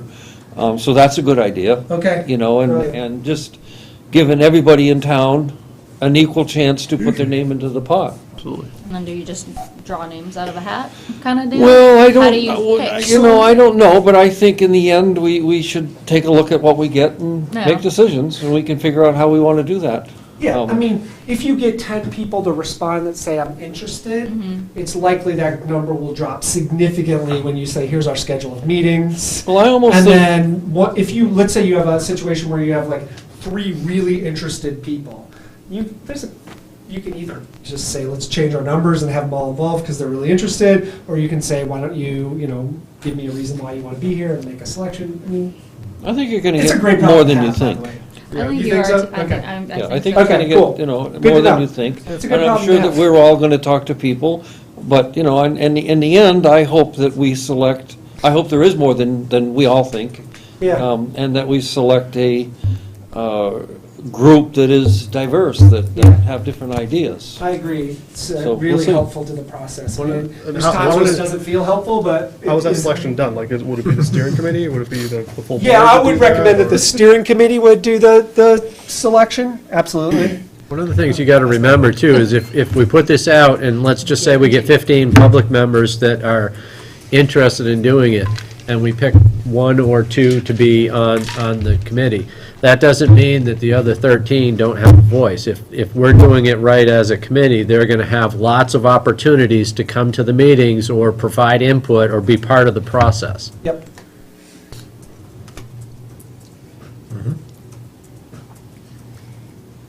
Okay, keep, additional questions? So in the ad that we're going to put together, I assume we're going to put in the number of meetings, when we're meeting, to give them a little more information Yeah, to absolutely. to And the time. volunteer. Right. The Yeah, and number if of we can meetings- agree at least on our, I mean, hopefully we can agree on more than our first meeting, but if we, as soon as we can have agreement on, when the first meeting is, then we can get that out. Yeah, but we know there's a 6-hour meeting and X amount of 2-hour meetings. Yeah. So that could go in the ad, just to give them an idea, and that these will basically be one Saturday, and the rest will be from 6 to 8 meetings. Probably on a Thursday. It's probably on the second or fourth Thursday of the month. Okay. Let me just put that right now, just so I know that. Right. Okay. Additional questions? You've all had time to think about this now. Does anybody want to volunteer? Do board members want to volunteer? We're looking for 2 members. Who's interested? I am. I'd be interested too, I guess. Mr. Barb? I don't want to make the commitment because I can't guarantee anything in June and July. If you two are interested, go, I mean, I'm interested, I'm not like, we all have, my job, military, I'm gonna be gone sometime in the summer. yeah, I am 4 too. weeks at a time, so, not 4 weeks, like 2 weeks and 2 weeks, so for training, so. Is it okay, I mean, if we have the 2 that we select, but then if they can't make it, that someone steps in? An alternate? Absolutely. Okay. Yeah, we can do that. I could be I an mean, alternate. if your primary reason for Probably gonna only come in- having 2 is because you don't want to be in a situation where you're having to post, and only one can come. I mean, you could have an alternate. I'm gonna come to the meetings anyways. and Well, just sit can we in do public. that too? That's the other Well, that's- thing, is like, if so- we do that, can we do that? Yes, you can. Okay, we're not So having a there quorum? were a number of times, and so they called and checked with the lawyer where I might be at a meeting of 3 selectmen, and they would, Scott would show up, or Wolfie would show up. And so someone complained, and we didn't plan it, and we had no discussion. It was just, like a facilities committee meeting or a beanhole bash committee meeting. And the lawyer said, there's no problem with that as long as you weren't discussing, you just happened to show up. It's like showing up at a party. If 2 of us Is show that up not at a a party. quorum, though? Huh? Isn't that a It is a quorum? can have a quorum, quorum, but it's but not as long as a you don't have meeting. discussion. We didn't plan to meet, and we didn't discuss, just the 2 of us, anything having to do with the town. Okay. And So if that happened and Shane did show up, he'd have to shut up the whole time, basically? Yeah, I mean, it would be tricky, and it's would not be to say tricky. that you. But he's still, but he's still a community member. I mean, it's tricky because they're participatory meetings, like, if you're there, we're getting participation going. Now, you're welcome to sit in the corner, but it could feel awkward.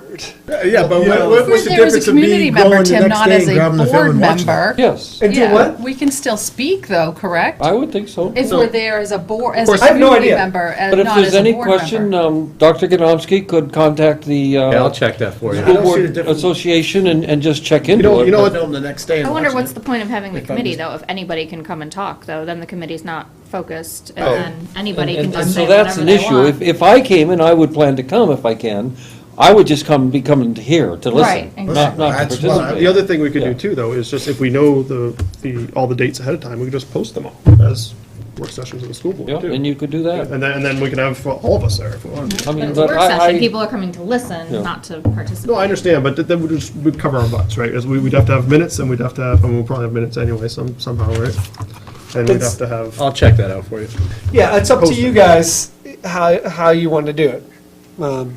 And I don't know exactly what this means to sit in the back, but I would you know, it'd be hard for me as a facilitator not to want to hear what's on your mind as a Right. member of the board, you know, and same thing's true of anybody else that shows up. It's hard for me not to want to know what folks are thinking, you So I know. wonder if posting these and just calling them work sessions with the school board. These meetings are open to the public though, right? Yes. I don't see why not. Yeah. It's just don't, public doesn't. I mean, I- typically Comment. come to them. We yeah. don't get too many people at Yeah. anything, so. We've had some, I mean, I've had some cases where the board's talking and there's public observing, and it actually wasn't too awkward. But I desperately wanted to know, like, the people sitting there. I was like, Well, they really come curious what they're to thinking. any meeting that we have to post, they're welcome to come. If Yeah. 10 people came in tonight, that would be fine, you know, Yeah. they can't, in this particular case, they can't say anything, but, you know, as a work session, but, I mean, the more public we get to anything, the happier I'll It's a be. good point, it's a good point. I'll find out about the posting just to make sure we're covered. Do we want to go with 3 then for school board? And then, Well, if you're Make going sure with we 3, post then it we all. have to post it. No, yeah, That's I what say I'm go saying, with, I'd go say with with 2. two. and I'm if- very happy if- with 2. And Shane would be the alternate, I like the idea of an alternate, and Shane would be the alternate, and if yeah, I just want to make sure we Bree cover or our butts. is or all, Keith you know. aren't able to make it, then you would definitely be in the discussion, otherwise you're showing up. Just wa- listening. Yeah. Listening. Okay, great, sounds like a plan, good, No, listening, Kathleen. okay.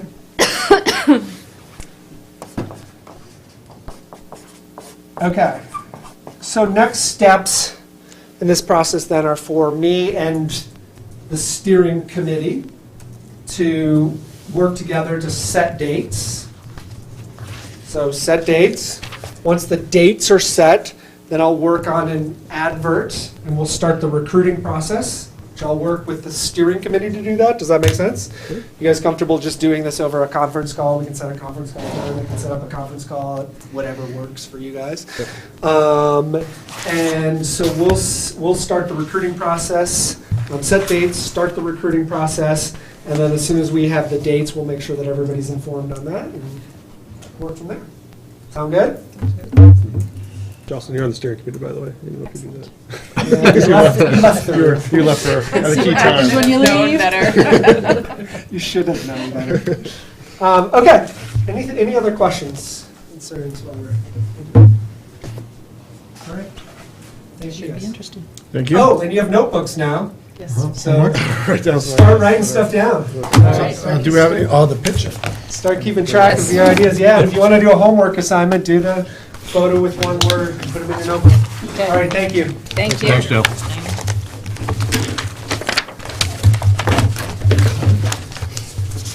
My husband actually said that today. He said, "You don't show up at the meeting is when you get volunteered for stuff." Oh, there he is. I said, I showed up at the meeting today, and I got volunteered for 3 things. Oh, really? We're gonna go into non-public probably, so yeah, we close up whenever. We can do the vote first if you want. Blinders. Yes. So we do have some business to attend to in non-public. What's that? Yeah, let's do the vote first, then we can take a break, and then we'll The vote to, vote to go into Going in non-public. to go Or to you to the non-public. bathroom. You gonna vote for me to go back? What? No. Because Tim will say no. What are we at? A, C, and E. A, C, and E, Are we doing a non-public or something? non-public. Yes. Yes. So, Shane? Yes. Yes. Yes. Sure. Tim? No? Okay, yes. Yes. All right, we're going to non-public.